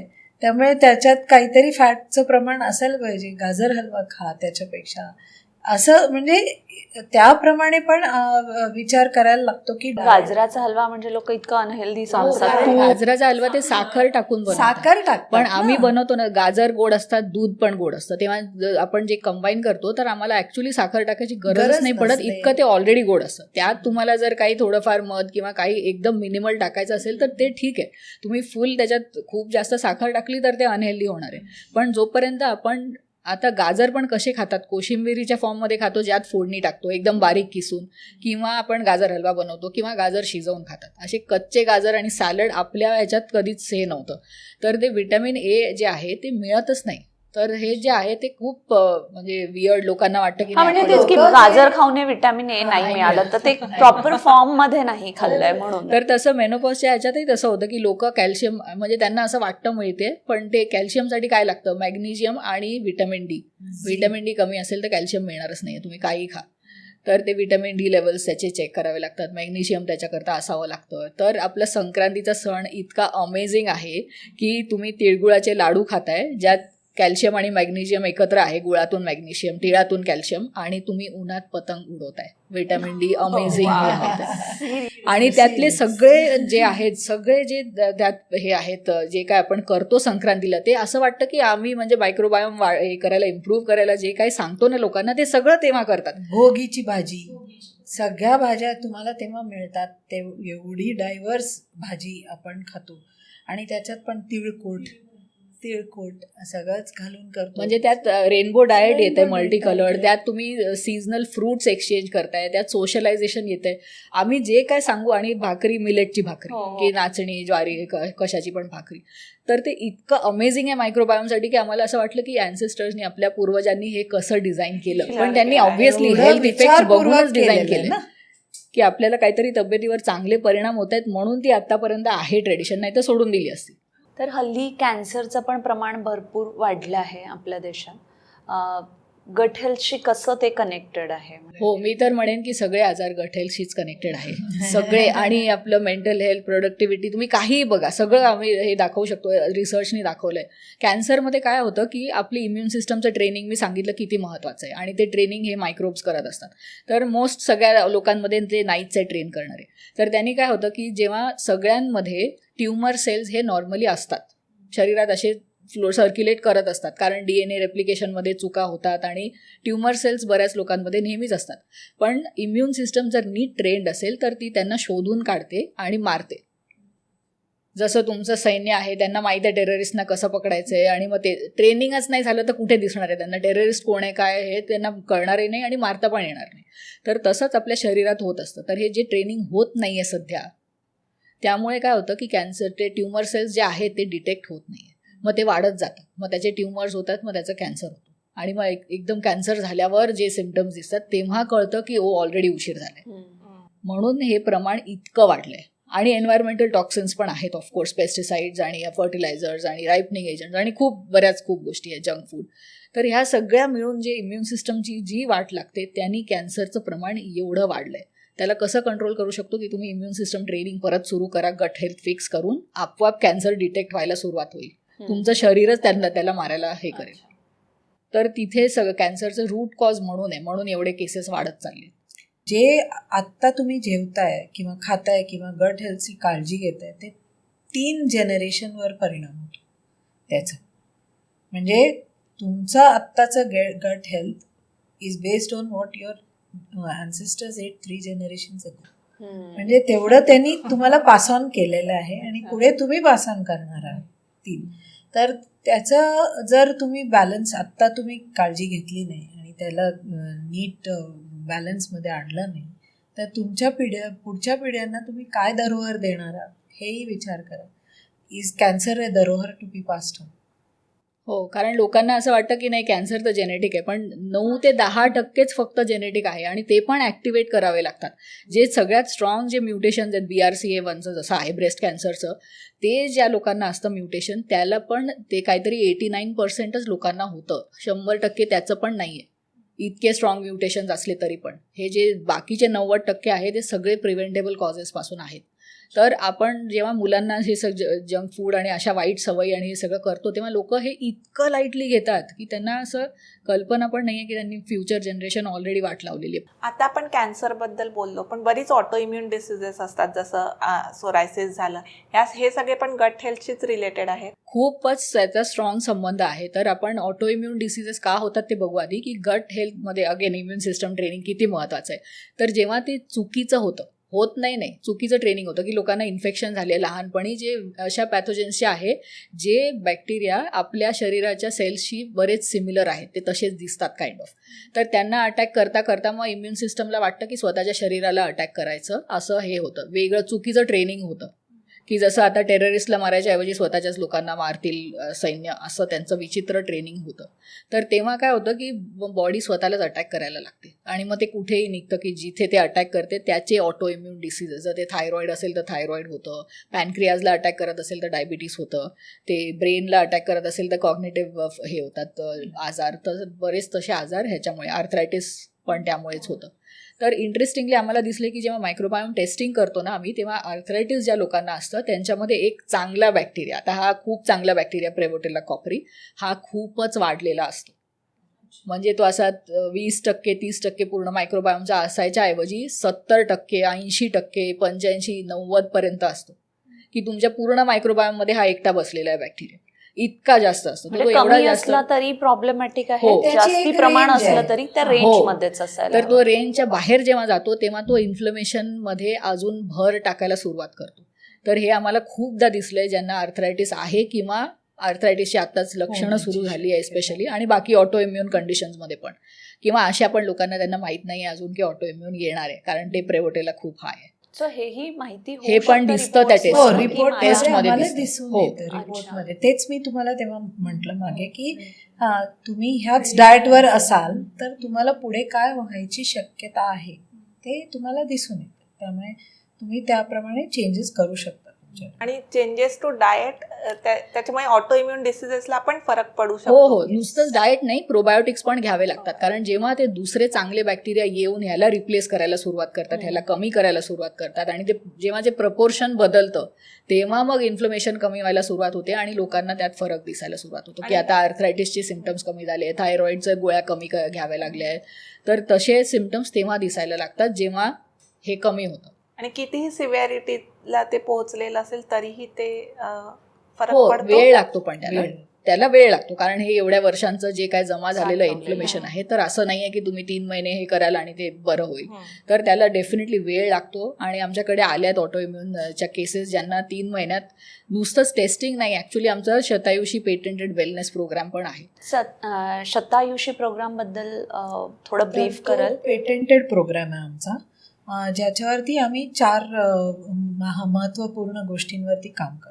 एक तर न्यूट्रिशन, म्हणजे तुम्ही जे काय खाता पिता आणि जेवणाचे तुमचे काय सिस्टम्स असायला पाहिजे, कधी जेवायचे कधी नाही, आणि काय खायचं आहे काय जेवायचं आहे. आणि त्याच्याबरोबर आम्ही मायक्रोबायोम ऑप्टिमायझेशन पण करतो. म्हणजे तुम्हाला कुठले प्रोबायोटिक फूड आपल्या जुन्या संस्कृतीमध्ये होतं, जसं मी आत्ता म्हटलं की ताक आहे, लोणचे आहेत, तसंच आमच्याकडे ते नॉर्थमध्ये वगैरे प्रकार आहे, कांजीचं प्रकार आहे, ते अंबली म्हणजे ते शिळं झालेलं भात, रात्री तुम्ही भात किंवा मिलेट्स त्यांना भिजत घालून ठेवता, दुसऱ्या दिवशी त्याच्यात ताक घालता आणि कांदा चिरून, कांदा इज अ प्रीबायोटिक, म्हणजे ते त्या प्रोबायोटिकसाठी असलेलं जेवण ते सगळं कालवून तुम्ही जेव्हा सकाळी खाता, म्हणजे उपाशी पोटी, तेव्हा तुम्हाला त्याचा परिणाम, सो त्याचंही आम्ही तुम्हाला माहिती देतो की तुम्ही काय काय इन्क्लूड करू शकतो त्याच्यात. आणि मग फिजिकल फिटनेसचाही संबंध आहे गट हेल्थ वरती. कारण फिजिकल फिटनेस ॲक्च्युली आमच्या रिपोर्टमध्ये तुम्हाला त्याही गोष्टी दिसून येतात. तुमची फिजिकल एन्ड्युरन्स काय आहे, कसं आहे, म्हणजे तर आणि काय तुम्ही करू शकाल, तर त्याच्यासाठी आमच्याकडे फिटनेस प्रोग्राम पण आहे. आणि मेंटल वेलनेस तुमच्या स्ट्रेसमुळे सुद्धा गटवर परिणाम होतो, त्याच्या बॅलन्स डिस्टर्ब होऊ शकतं आणि इन्फ्लमेशन होऊ शकतं, डिस्बॉयसिस होऊ शकतं, सगळंच होऊ शकतं. त्यामुळे या 4ही गोष्टी आम्ही इन्क्लूड केल्या आहे त्या शतायुषी प्रोग्राममध्ये. आणि त्यामुळेच पेटंट मिळालं आहे, कारण मला नाही वाटत आहे असं कुठला प्रोग्राम असेल जे या 4ही गोष्टींवरती एकत्र काम करतं. 3 महिन्याचा हा प्रोग्राम आहे, कारण किमान 3 महिने लागतात गट बॅलन्स आणि डायव्हर्सिटी डेव्हलप करायला. कारण ते पण छोटे असे जीवाणू आहेत, त्यांना जगायला, त्यांना वाढायला वेळ लागतो. सो 3 महिने तरी किमान तुम्हाला वेळ द्यायला लागतो. आणि ते तुम्हाला 1-to-1 देतो किंवा रिकॉर्डेड, तुम्हाला जे काय असेल तुमची आवड त्याप्रमाणे. बिझी स्केड्यूल असेल तर रिकॉर्डेड मिळू शकेल, पण 1-to-1 पण तुम्हाला डायरेक्ट दररोज त्या एक्सपर्टला तुम्ही भेटतात 90 दिवस. आणि यात हे महत्त्वाचं आहे की 4 वेगळे एक्सपर्ट्स तुम्हाला रोज मॉनिटर करतायत, कुठली पण व्हर्जन घेतली तरी. आणि आम्ही रोज बघतो की ह्यांनी सगळ्या ॲक्टिव्हिटीज आणि सगळं केलं आहे का, कारण हे पूर्ण होलिस्टिकली आपल्याला ते वातावरण बदलायचं असतं की ते मायक्रोब्सना आवडलं पाहिजे तुमच्या शरीरात राहायला. नाहीतर नुसते घेऊन उपयोग नाही आहे. फर्मेंटेड फूड्स पण नुसते खाऊन उपयोग नाही आहे जर त्यांना तिथे राहता येत नसेल तर. म्हणून आम्ही हे सगळं एकत्र असं हे करतो, तर वेगवेगळ्या फॉर्मॅट्समध्ये. त्यातही आम्हाला अतिशय अमेझिंग रिझल्ट्स मिळालेत, विथ टेस्टिंग, विदाऊट टेस्टिंग. जे काय आम्ही कंडिशन्सप्रमाणे ठरवतो की कोणाला कशाची गरज आहे, आणि रिझल्ट्स इतके फिनॉमिनल आहेत त्यात, जे टेस्टिंग केलेलं आहे, विदाऊट टेस्टिंग पण आहे, की लोक ॲक्च्युली वजन कमी करायला येतात बरीच लोक, पण त्यांचे दुसरे पण हेल्थ इश्यूज आहेत ते अचानक बंद होतात. जसं क्रॉनिक बॅक पेन आहे कोणाला, ते चाललं गेलं. प्लांटर फेसायटिस आहे, 3-4 आठवड्यात टोटली बंद झालं, काहीच न करता, नुसतं हे करून की मेडिसिन्स नाही आहे, काहीच घेतलेलं नाही आहे, नुसतं असं. कारण त्याला सर्जरी शिवाय उपायच नाही. सर्जरी, किती लोकांची सर्जरी अवॉइड करता आली आहे ह्यामुळे, की तुम्ही गट फिक्स केलं शतायुषी किंवा टेस्टिंग किंवा दोन्हीनी, तर तुम्हाला सर्जरी पण नाही करावी लागणार. असे पण आमच्याकडे मल्टिपल केसेस आहेत. तर लोक आम्हाला सांगतात की आमचं ना ऑफिसमध्ये आम्हाला प्रमोशन मिळालं कारण प्रोडक्टिव्हिटी वाढली, आमचा स्ट्रेस कमी झाला, आम्हाला आता घरी पण सगळं हँडल करता येते, आमचे रिलेशनशिप्स इम्प्रूव्ह झाले. असे खूप वेगळे, आणि आमचे परिवार पण एकदम हेल्दी सगळे खायला लागले. तर असे इतके वेगवेगळे आम्हाला परिणाम दिसतात ह्याच्यात. तर म्हणजे खूपच रिवॉर्डिंग आहे आमच्यासाठी पण, आणि ऑफकोर्स जे क्लायंट्स येतात ते. आणि आपण जेव्हा हार्ट हेल्थबद्दल बोलतो तर मोस्टली आपण कोलेस्ट्रॉल किंवा स्ट्रेस या सगळ्या गोष्टींबद्दलच बोलतो, पण हार्ट हेल्थ आणि गट हेल्थ रिलेटेड असू शकतात हे सहसा कोणाला असं वाटत नाही. त्याचं खूपच स्ट्रॉंग कनेक्शन आहे, आणि ते वेगवेगळ्या तऱ्हेने आहे. लोकांना काय वाटतं की आपण फॅट्स खाल्ले तर हार्ट अटॅक येईल. एक तर फॅट्सला टोटली विलनाइज केलं होतं शुगर लॉबीनी US मध्ये खूप वर्षांपूर्वी. त्यामुळे सगळ्यांना खूप गैरसमज आहे की कोलेस्टेरॉल खूपच वाईट आहे. ॲक्च्युली कोलेस्टेरॉलची खूप गरज असते आपल्याला, ते कमी झालं तर प्रॉब्लेम होतो. पण ते कोलेस्टेरॉल फक्त फॅट्समधून नाही येते. आपण जो मैदा खातो ना त्यांनी पण ते इनडायरेक्टली इम्पॅक्ट होतो त्याचा, की कोलेस्टेरॉल त्यांनी पण वाढू शकते. आणि लोक मैदा खात राहतील, साखर खात राहतील आणि म्हणतील की नाही माझं cholesterol, sugar is a big cause. आणि दुसरं काय होतं की गट मायक्रोबायोम जेव्हा डॅमेज असतं ना तेव्हा ते मायक्रोब्स असे केमिकल्स बनवतात ज्यांनी मग ते प्लाक्स बनायला सुरुवात होते, जसं LPS म्हणतात किंवा TMAO. असे केमिकल्स जे असतात त्यांनी हार्ट ह्याचे जे होतात की हार्ट हेल्थवर त्याचे परिणाम दिसायला लागतात आणि ब्लॉकेजेस होतात.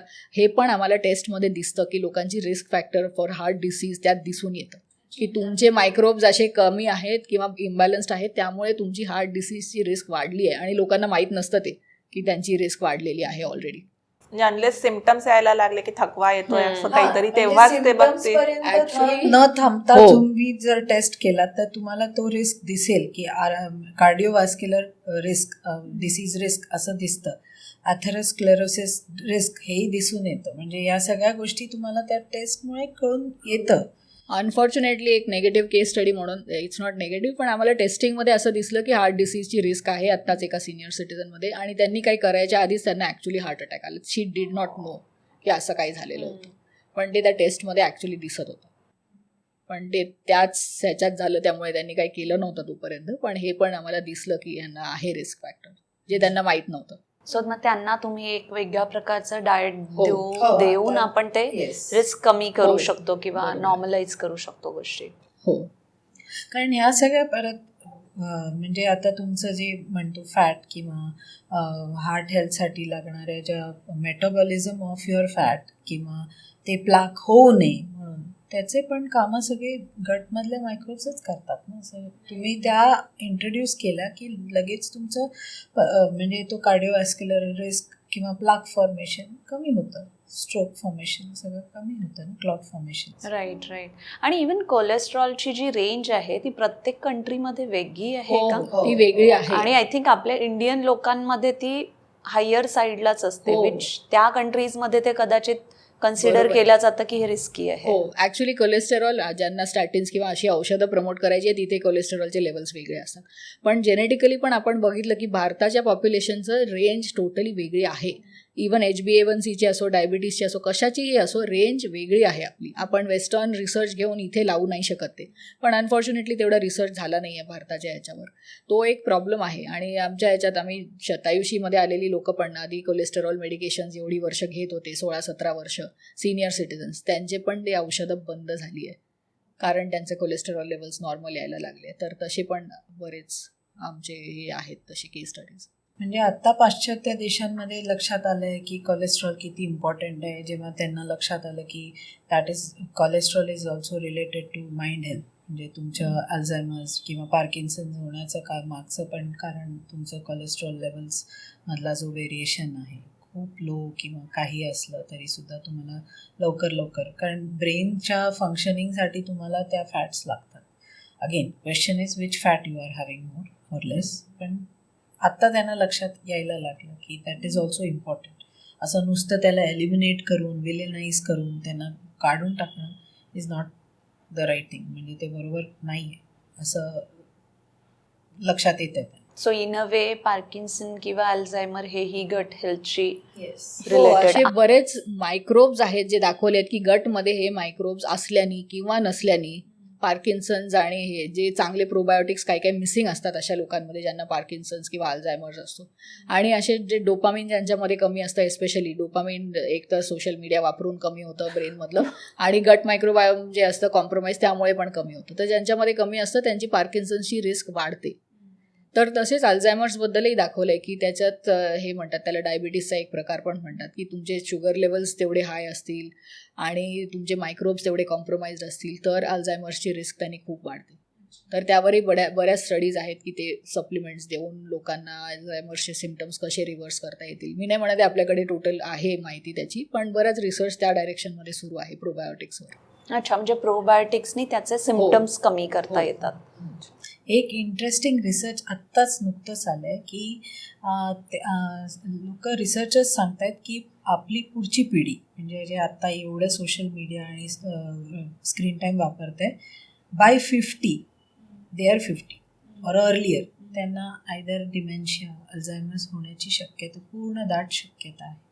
कारण न्यूरॉन्स आणि त्यांचं एक तर स्क्रीन टाईम त्याच्यामुळे डोपामिन रिडक्शन असणार आहे, आणि दुसरं म्हणजे माइंड कॅपॅसिटीज. तुम्ही सगळे ChatGPT पण वापरताय, तुमच्या क्रिएटिव्हिटीला पण तुम्ही एक रीतीने स्टॉप केलं आहे, तुमचं डोकं चालवत नाही. त्यामुळे तसं होण्याची खूप दाट शक्यता आहे.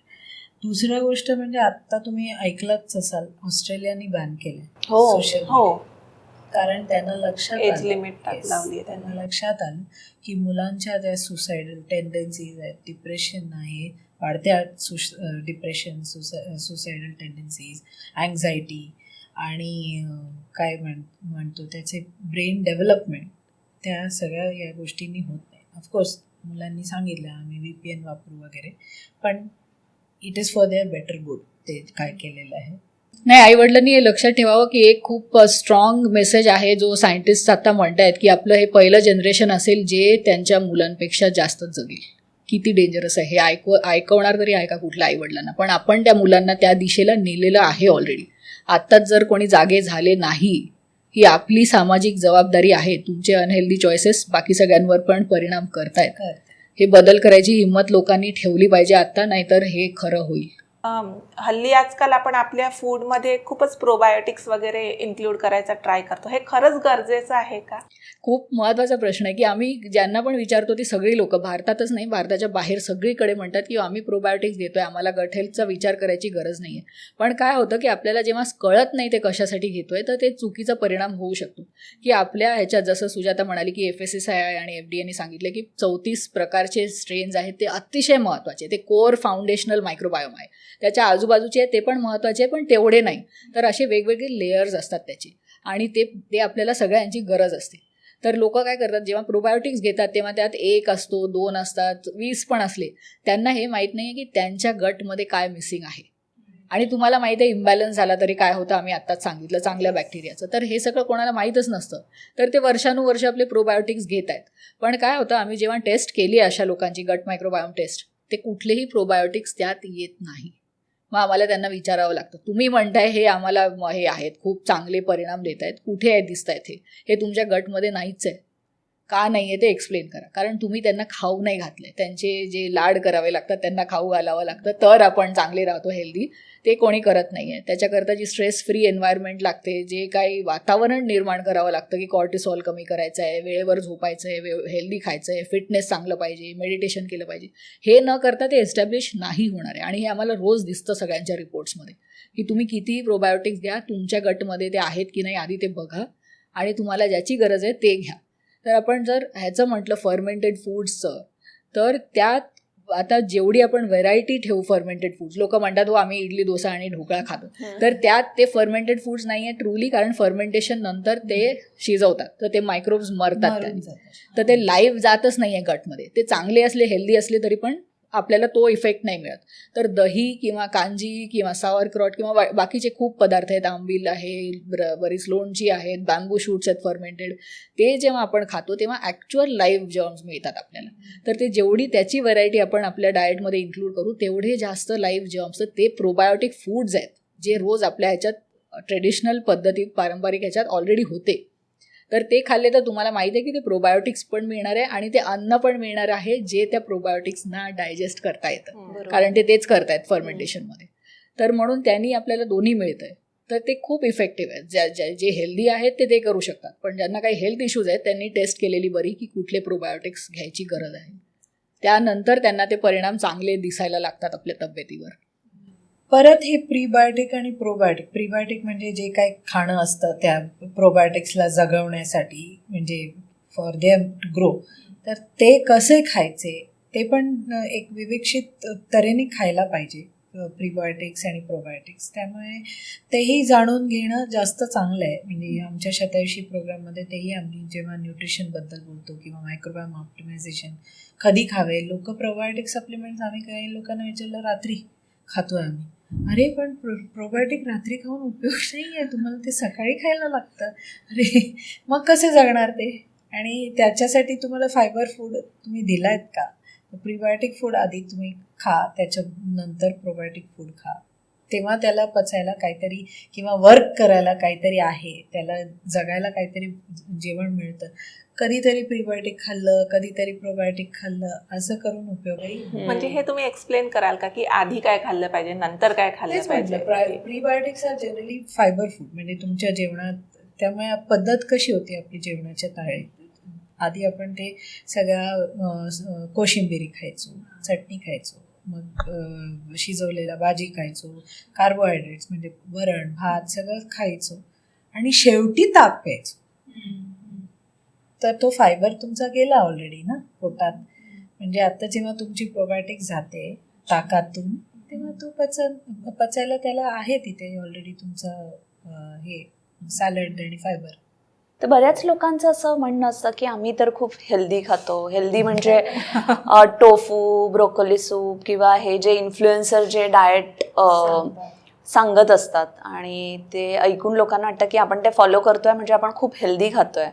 बट स्टील त्यांनाही हेल्थ प्रॉब्लेम्स असतात, राईट? म्हणजे आपण बघितलंय की जिममध्ये लोकांना हार्ट अटॅक आले आहेत, म्हणजे जे लोक रेग्युलर जिम आणि हे सगळं करतात. सो बऱ्याच लोकांना, म्हणजे आम्ही ज्यांचे पण रिपोर्ट्स बघतो ना मायक्रोबायोम टेस्टिंग, त्यातल्या सगळ्यांनी सांगितलं असते की आम्ही हेल्दी खातो. मग आम्ही म्हणतो कुठे आहे तुमच्या रिपोर्ट कार्डमध्ये दिसत नाहीये तुम्ही, आम्ही अभ्यास केला पण मार्क कसे नाही मिळाले. तसं आम्हाला रोज दिसतं. तर आम्ही म्हणतो हे तुम्हाला सूट होत नाही आहे, तुम्हाला जे वाटतंय हेल्दी आहे ते हेल्दी नाही आहे. तुम्ही इन्फ्लुएन्सर्सचं क्वालिफिकेशन बघितलंय का? तुम्ही जेव्हा म्हणता की हे असं म्हणतायत, कोण आहे ते असं म्हणायला? Are they qualified? त्यांनी तसं स्वतः केलंय का? आणि तुम्ही ते आहात का सूट व्हायला? तुमचं टोटली वेगळं लाईफस्टाईल आणि व्हॉटेवर आहे. तर म्हणून आम्ही त्यांना म्हणतो की आधी हेल्दी काय आहे हे एकदम पर्सनलाइज्ड असतं. आमच्या प्रोग्राममध्ये जे डाएट प्लॅन असतो तो सगळ्यांचा टोटली वेगळा असतो. रिपोर्टप्रमाणे पण जे डाएटरी रेकमेंडेशन्स असतात ते कम्प्लिटली वेगळे असतात. आमचे पण एकदम वेगवेगळे आहेत, कारण आपल्या गरजा वेगळ्या आहेत.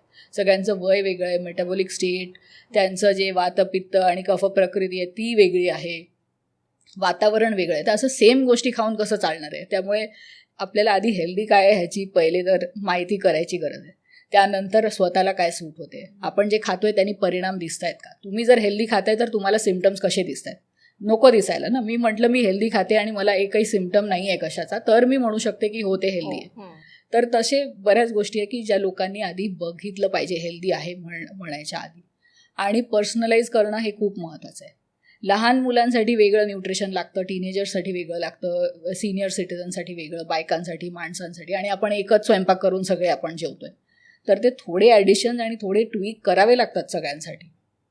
हे आधी करत होते की वाढत्या वय हे असेल मुलांचं वय तर त्यांना ॲडिशनल काहीतरी दुधाबरोबर देत होते. इम्युनिटी कमी आहे, तुम्ही रात्री झोपायच्या आधी हळदीचं दूध, काळी मिरी टाकून प्या. असे वेगवेगळ्या, तर जसं आपण ह्याला पण म्हटलं की प्रेग्नन्सीमध्ये बायकांना अजून वेगळं काहीतरी देतात. त्याचं कारण आहे तुम्हाला वेगवेगळ्या गरजाच असतात न्यूट्रिशनच्या. एकच गोष्टी सगळे हे नाही खाऊ शकत, एकच मील. दुसरं म्हणजे एक्झॉटिक फूड. आता कुठल्या तरी इन्फ्लुएन्सरनी सांगितलं की अमुक भाज्या घ्या, आणि तो अरे बाबा इथे उगतच नाहीये, तर आपल्याकडे आहेत का त्या मायक्रोब्स त्यांना पचवायला? नाही आहे ना. म्हणजे जसं ब्रोकोली झालं किंवा आवोकाडो झालं, हे सगळे आता तर ते फॅड आहे. आवोकाडो कुठल्याही रेस्टॉरंटमध्ये जा, त्याला आवोकाडो टोस्ट आणि अमुक भाव त्याचं इतकं कॉस्टली, म्हटलं काय आहे प्रकार, काय आहे, कशासाठी. म्हणजे मी सांगत नाही की खाऊ नका किंवा काय वाईट आहे, पण त्या फॅडची गरज आहे का. कारण ज्या मायक्रोब्स आपल्याकडे आहेत त्यांना लोकल आणि सीझनल फूड पचायची हे आहे, क्षमता आहे. तर तुम्ही तेच खा. लोकल सीझनल पण चालेल त्यांना, जोपर्यंत तुम्ही तुमच्याकडे चांगली डायव्हर्सिटी आहे, चांगले मायक्रोब्स आहेत, रेंजमध्ये आहे, तुम्ही नॉर्मल असं फूड खाऊन सुद्धा तुम्हाला काही प्रॉब्लेम होणार नाही. तिथलं काही पण खाल्लं लोकली ग्रो केलेलं, तर त्यावर जे मायक्रोब्स असतात त्यांना माहीत असतं ते कसं पचवायचं, कारण ते पचवतच असतात, त्यांनीच रायपनिंग होतं. आणि तुम्ही समजा इथला आंबा खाल्ला, त्या आंब्यावर जे मायक्रोब्स आहे त्यांना माहिती आहे ते कसं पचवायचं, ते तुमच्या गटमध्ये पण जातील, तुम्ही आंबा पण पचवू शकाल. पण हेच जर दुसरीकडून कुठून आलं दूरून, तर ते इथे येईपर्यंत राईप तर आणणार नाही आहे, तर ते रायपनिंग एजंट्स लावतील त्यावर, तर ते मायक्रोब्स नसतील, मग तुम्हाला ते रायपनिंग एजंट्स मिळतील. तर त्यांनी काय होतं, तुम्हाला पचवताच येणार नाही. काही ना काही गट इश्यूज होत राहतील की बाहेरून येणारे तुम्ही खाताय सारखं, कारण दुसरे असं म्हणतायत हे खाल्ले पाहिजे, पण ते तुमच्यासाठी हेल्दी नाही आहे. तुम्ही जिथे राहता तिथलं तुम्ही जर खाल्लं तर सगळ्यात चांगलं हे मिळतं पोषण त्यांनी. वेगवेगळे डाएट फॅड सध्या चालले आहेत. त्याच्यात सध्या इंटरमिडियंट फास्टिंग जे आहे 16 आवर्सचं, त्याच्याबद्दलही बोललं जातं. सो हे सगळ्यांना म्हणजे काय म्हणू, सगळ्यांना सुटेबल आहे का हे खरंच? इंटरमिटंट फास्टिंग म्हणजे काय आहे की आपले पूर्वज कसे खायचे, की ते जेव्हा उजेड होता, सूर्याचा हे होता, सूर्यास्ताच्या आधी ते जेवून घ्यायचे. तर तेव्हाच खायचे जेव्हा उजेड होता, अन्न पण तेव्हाच शिजवायचे. कारण आणि त्याच्या आधी पण तसंच होतं की जे हंटर गॅदरर्स म्हणतात ते पण उजेड होता तेव्हाच हंटिंग करत होते ना, त्यानंतर तर करत नव्हते. तर त्यांनी काय व्हायचं की शरीराला एक रेस्ट अँड रिकव्हरीचा पिरियड पण मिळायचा त्याच्यानंतर. आणि तुम्ही जर बघितलं तर मेटाबॉलिक फायर जे आहे ते तेव्हाच सगळ्यात जास्त असते जेव्हा सूर्यवर असतो, कारण हॉर्मोन्स आपले आणि न्यूरो ट्रान्समिटर्स, डायजेस्टिव्ह एन्झाईम्स सगळे त्याप्रमाणे बनतात, जसं मेलेटोनिन आणि सेरोटोनिन. तर त्यांनी काय होतं की डायजेशन सगळ्यात चांगलं तेव्हा होतं दिवसा, की तुम्ही जर ब्रेकफास्ट ठीकठाक खाल्ला, लंच एकदम चांगलं खाल्लं तर अतिशय चांगलं पचेल. पण तुम्ही डिनर लाईक अ किंग करायला गेले तर ते पचणार नाही आहे. आणि ते सनसेटच्या नंतर, सूर्यास्तानंतर खाल्लं तर ते अजिबातच त्याचं हे होईल की जिथे 2-3 तास लागतात पचवायला तिथे 6 ते 8 तास लागतात. आणि मग ते शरीर कन्फ्यूज होते की मी आता रेस्ट रिकव्हरी करू की मेमरी बनवू की अजून काय मसल बिल्ड करू की यांना काय म्हणायचं नक्की, की डायजेस्ट करू आता झोपायच्या वेळेला. तर ते फुल्ली सगळं डिस्टर्ब होतं. तर एकही गोष्ट नीट होत नाही आणि मग त्यांनी हे आजार बरेच सुरू व्हायला लागतात. तर हे जे फॅट्स आहे, इंटरमिटंट फास्टिंग म्हणजे ते आहे की तुम्ही 12, 13 ते 14 तास जे आहेत, जे डे लाईटच्या नंतरचे, तेव्हा फास्टिंग करा, कारण ते नॉर्मल आहे तुमच्या बॉडीच्या ह्याच्याप्रमाणे, सिस्टमप्रमाणे. त्याला ॲक्च्युअल इंटरमिटंट फास्टिंग म्हणतात. पण आता लोक एक्स्ट्रीम 16 तास 18 तास काय काय नेतात. काही लोकांना ते सूट होतं, माणसांना ते जास्त सूट होतं. बायकांच्या हॉर्मोनल स्टेटसप्रमाणे त्यांनी करू नये ॲक्च्युली एवढं एक्स्ट्रीम फास्टिंग. पण सगळ्यांचं ते इंडिव्हिज्युअल ह्याच्यावर आहे की तुमचं हॉर्मोनल स्टेटस काय आहे, तुमचं वजन काय आहे, गरज काय आहे तुम्हाला, त्याप्रमाणे. लोक हे वापरतात वजन कमी करण्याकरता. ते नुसतं काट्यावर बघतात, हो माझं वजन कमी झालं आहे. त्यांना दिसतं का हे हाडं गेली आहेत की काही मसल मास गेलं आहे की हे गेलं आहे, वॉटर कंटेंट कमी झालं आहे की ॲक्च्युअल फॅट. हे माझं स्वतःचं ते झालं आहे की मी एकदम अंडरवेट होते आणि मला तरी पण असं वाटलं, अचानक थोडं वजन वाढलं आणि मला वाटलं की नाही खूप जास्त झालं आहे, म्हणून मी 1 मील अ डे करून काही वर्षांपूर्वी असंच हे केलं. 2 महिने मी 1 मील अ डे करून बघितलं आणि वजन अचानक 7 किलो कमी झालं, म्हणजे 55 48. तर मला वाटलं ठीक आहे, चांगलं आहे, 48 खूप चांगलं आहे माझ्या उंचीसाठी. म्हणून मी असंच BMI स्केलवर बघितलं काय आहे, तर फॅट पर्सेंटेज 30% आलं तेव्हा वजन कमी झाल्यावर. म्हणजे आधी किती असेल, मसल मास एकदम कमी होतं, बोन डेन्सिटी कमी होती. तर मला खूप धक्का बसला. आणि हेच लोक करतायत. एवढं आनंदात हे नका होऊ की तुम्हाला माहीत नाही आहे की काय गेलं आहे किंवा काय. तुमचं वजन वाढताना पण तेच इश्यूज आहेत. You don't know what you have gained or lost. आधी ती माहिती करा. तर ते खूपच जास्त मिसकन्सेप्शन्स आहेत लोकांचे. म्हणूनच वेट लॉस हा बऱ्याच वेळा सस्टेनेबल नसतो. तुम्ही सोडलात तो प्रोग्राम की तुमचं वजन वाढायला सुरुवात होते, कारण तुम्हाला माहीत नाही ना तुम्ही काय लूज केलं.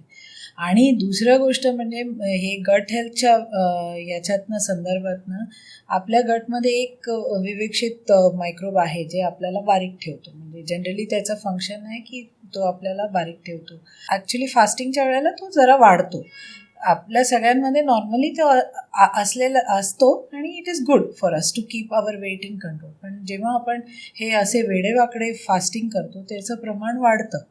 आणि चांगलं असून सुद्धा त्याला खायला मग कन्फ्युज्ड येतो. त्याला वेळेवर त्याच्या वेळेवर जेवण खाणं मिळत नाही. मग तो तुमच्या इंटेस्टायनल म्युकस मेम्ब्रेनलाही खायला लागतो. सो तसं होऊन सुद्धा मग डिस्बॉयसिस आणि इन्फ्लमेशन होऊ शकतं. आता त्यांनी एका रिसर्चनी सांगितलं की इंटरमिटेंट फास्टिंग करणारे लोकांचं हार्ट अटॅकशी पण डायरेक्ट इम्पॅक्ट, हार्ट डिसीजची रिस्क वाढते असं रिसर्च पेपरने दाखवलंय. पण आपले जे ट्रेडिशनल मेथड जे फास्टिंगची, तेव्हा मेटाबॉलिझम जेव्हा हळू ऑलरेडी असतं आपलं, तेव्हा ते फास्टिंग करत होते, जसं एकादशीचं आहे. हे पण रिसर्चनी दाखवलंय. ते ट्रेडिशनल पद्धती ज्या आहेत फास्टिंगच्या सगळ्या कल्चर्समध्ये, त्या अतिशय हेल्दी आहे आणि त्या केल्या पाहिजे मध्ये मध्ये. पण आपण त्या सोडून हे रोजचं असं करायला लागलो तर मग वाईट परिणाम त्याचे दिसायला लागतात. आणि हल्ली प्रोटीनचं पण फार फॅड आहे, प्रोटीन शेक आणि हे, म्हणजे ते इतकं बघून लोक खातात मेजर करून, तरी पण हेल्थ प्रॉब्लेम्स आहेत ते आहेतच. हो, कारण असे सप्लिमेंट जेव्हा घेतात लोक, इन्क्लुडिंग प्रोटीन सप्लिमेंट्स, दुसरे पण काय काय विटामिन्स मिनरल्स, त्यांची गट बरेचदा कॉम्प्रोमाइज्ड असलेली दिसते आम्हाला. कारण तुम्हाला ते होलसम हे नाही मिळत आहे जे तुमच्या शरीराला आणि मायक्रोब्सला प्रोसेस करायची सवय आहे. तुम्ही अचानक एका प्रकारचं न्यूट्रिएंट देताय आणि सांगताय बॉडीला डील विथ इट, कसं हँडल करणार आहे ते. तर असे पण बरेच इश्यूज होतात लोकांना की जे प्रोटीन सप्लिमेंट घेत आहेत, खूप चांगलं एकदम रिप्ड बॉडी, मसल्स सगळे दिसत आहेत, पण गट अतिशय काम नाही करत आहे, त्यांना काही खाता येत नाही आहे, लॅक्टोज इंटॉलरन्स होतोय. अशा बॉडीची काय उपयोग आहे त्याचा, की तुम्हाला काही खाता पण येत नाही. तर ते आम्ही नेहमी सांगतो की आधी गट फिक्स करा, त्यानंतर तुम्हाला ते ॲब्झॉर्ब करता येईल.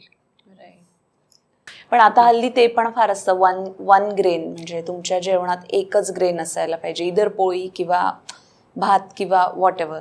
लॉजिकली इट मेक सेन्स, पण ते ग्रेन्स नाही आहेत अनफॉर्च्युनेटली.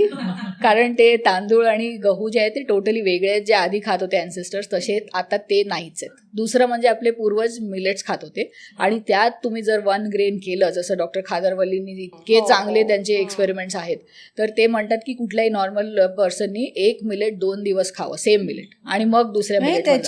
पण त्याचे वेगवेगळ्या आजारांचे वेगवेगळ्या रेजिम्स आहेत, वेगवेगळ्या रिजिम हो आहे असं. आणि they R called also positive millets, कारण हो. ते तुमचे आजार बरे करतात. डायजेशन पण त्यांचं वेगवेगळ्या रीतीने रेटनी होतं. जसं आता भात खाल्ला तर तो पटकन डायजेस्ट होतो. त्याच्याबरोबर तुम्ही जर ज्वारी खाल्ली तर ते तेवढं पटकन होणार नाही. तर आता ज्वारीच्या पिठात बरेच लोक तांदूळाचं पीठ मिक्स करतात, म्हणजे मळता येतं, लवकर भाकरी करता येतं. तर दोन्ही वेगवेगळ्या वेळेनं पचणार असतील तर मग थोडं कठीण होतं आपल्या गटला पण हँडल करायला, कारण तसं आहे. त्यामुळे मल्टीग्रेन इज नॉट रिकमेंडेड, एकच ग्रेन इट्स लॉजिकल. सो माझा शेवटचा प्रश्न डॉक्टर रश्मी आणि सुजाताताई तुम्हाला, गट हेल्थ सुधारण्यासाठी एक बेसिक टिप्स काय द्याल तुम्ही, की हे या 4 गोष्टी 5 गोष्टी करायला पाहिजे, या 4-5 गोष्टी अगदीच नको करायला? माझं पहिलं म्हणजे वाक्य असेल की जी थाळी तुमच्या आजी आई वगैरे वाढत होते, म्हणजे कंप्लीट थाळी, ज्याच्यात कोशिंबीर होतं, लोणचं होतं, भाज्या होतात, आणि ते सुद्धा सीझनल होत्या, म्हणजे जसं म्हणजे उन्हाळ्याचे भाजी वेगळे, हिवाळ्याच्या वेगळ्या आणि पावसाळ्याच्या वेगळ्या, त्या सगळ्या नीट त्याच थालीला फॉलो करा. बरंच तुमचे आजार त्या मनाने कमी होतील. परत व्यायाम, योगासनं, आपल्याला पाश्चात्य देशांनी कशाला आपल्याला सांगायला पाहिजे की योगा करा, हा आपल्याकडचेच आहेत, ते घ्या. आणि अँटीबायोटिक्स होऊन लांब राहा ॲज मच ॲज पॉसिबल. आणि मेडिटेशन, इतक्या म्हणजे आपल्या संस्कृतीमध्ये वेगवेगळे तऱ्हेचे मेडिटेशन्स आहेत, आणि त्याचे मी कल्ट म्हणणार नाही, त्याचे बरेच लोक वेगवेगळ्या तऱ्हेने प्रमोट पण करतात. करा, मेडिटेशन करा. आम्ही लिव्ह लाईक अ ह्युमन ही मूवमेंट काइंड ऑफ असं सुरू हे करतोय. तर आपण जर बघितलं की आपले जे ॲन्सेस्टर्स होते, आपले पूर्वज, कसं पूर्ण दिवस एकदम लवकर उठायचे, सूर्योदयाच्याही आधी. आता आपण म्हणतो ब्रह्ममुहूर्ताला उठलं पाहिजे, हे वेस्टर्न इन्फ्लुएन्सर्सकडून ऐकतो, 4:30ला उठा, 3ला उठा, वॉटेवर.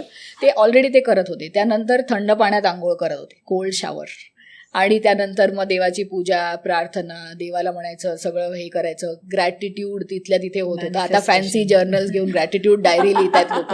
त्यानंतर सगळ्या ॲक्टिव्हिटीज ज्या होत्या ते जसं काही पण कुटायचं आहे, मुसळ आहे किंवा जातं आहे, त्या सगळ्या आपण स्वतः ते म्हणजे फिजिकल लेबर ते स्वतःच करायचे. त्याचं इतकं चांगले वर्कआउट, जसं फरशी पुसणं किती चांगलं अपर बॉडी वर्कआउट येते, ते आपण दुसऱ्याला डेलिगेट करून आपण जिममध्ये जायचा वेळ शोधतोय आणि पैसे त्यावर हे करतोय. That is ridiculous. तर ते हे सगळं आपण घरी स्वतःच्या ॲक्टिव्हिटीजमध्ये ॲन्सेस्टर्स ह्याचं, आणि आपण जर बघितलं की ते जास्तीत जास्त वेळ बाहेर घालवायचे. आणि पाळीव प्राणी पण असायचे, फार्म ॲनिमल्स, जसं गायी होत्या, म्हशी होत्या, तर त्यांनी पण मायक्रोबायोम अतिशय चांगलं होतं. त्यांनी ॲलर्जीची रिस्क खूप कमी होते, लहान मुलांमध्ये एस्पेशली खूपच कमी होते. आणि हे सगळं मेडिटेशन, जसं सुजाता म्हणाली, रेनबो डाएट, की तुम्ही 5ही रंग जे भाज्यांचे आणि फळांचे ते रोज आले पाहिजे डाएटमध्ये, कारण खूप वेगळे न्यूट्रियंट्स त्यातून मिळतात. फर्मेंटेड फूड्स, हायड्रेशन खूप महत्त्वाचं आहे, प्राणायाम अतिशय महत्त्वाचं आहे, कारण लोकांना वाटतं फक्त ऑक्सिजन मिळालं पाहिजे, पण कार्बन डायऑक्साईड आणि नायट्रिक ऑक्साईडचा बॅलन्स असावा लागतो, तेव्हा विचार क्लिअर होतात. ही जी आपल्या मेंदूची जी क्लॅरिटी येते आणि खूप वेगळे विचार येतात, उच्च विचार वगैरे ज्याला म्हणतो, ते तिथून येतात, की हायर कॉन्शियस, आणि ते सगळं आपल्याला ते हे करता येतं. ते जे काय डेल्टा वेव्ह, थीटा स्टेट आणि जे काय आपण म्हणतो ते कसं पोचू शकत होते, कारण हे करत होते, ते प्राणायाम करत होते, ते आपण सगळे प्रॅक्टिसेस सोडले.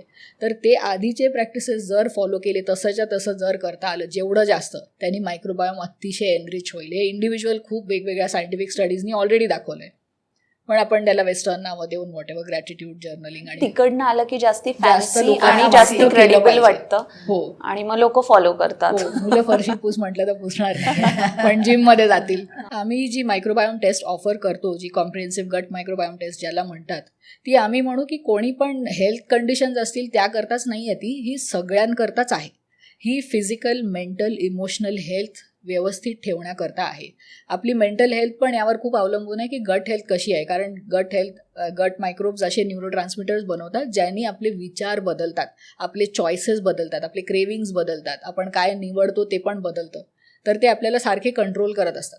तर जर लोकांनी ही टेस्ट केली स्वतःसाठी, त्यांच्या मुलांसाठी पण, तर त्यांना आधीच कळेल की आपल्यामध्ये काय कमी आहे, कुठल्या प्रकारचा इम्बॅलन्स आहे, म्हणजे तो आत्ता बरोबर आपल्याला हे करता येईल, त्याच्यातून रिकवर करता येईल. ते प्रोबायोटिक्स आणि डाएट फॉलो करून कुठे चुकतोय ते कळेल. हे टेस्ट म्हणजे आजारपणचंच टेस्ट आहे, आजारी असलो तरच टेस्ट करीन असं नसून ते it is a way of improvising your health better. Okay, thank you so much doctor Rashmi आणि सुजाता ताई, तुम्ही इथे आलात आणि गट हेल्थची जी मास्टर क्लास आज आमची आणि आमच्या प्रेक्षकांना सगळ्यांना जी मिळाली ती खरंच खूप महत्त्वाची आहे. Thank you so much. तर तुम्हालाही डॉक्टर रश्मींनी सजेस्ट केल्याप्रमाणे गट मायक्रोबायोम टेस्ट करून घ्यायची असेल तर त्याचे डिटेल्स आम्ही डिस्क्रिप्शनमध्ये शेअर केले आहेत. आणि हो, आजचा एपिसोड कसा वाटला ते आम्हाला कमेंट सेक्शनमध्ये नक्की कळवा, शेअर करा आणि सासी सखीला सबस्क्राईब करा. पुढील भागात पुन्हा भेटूया. Until next time, keep shining.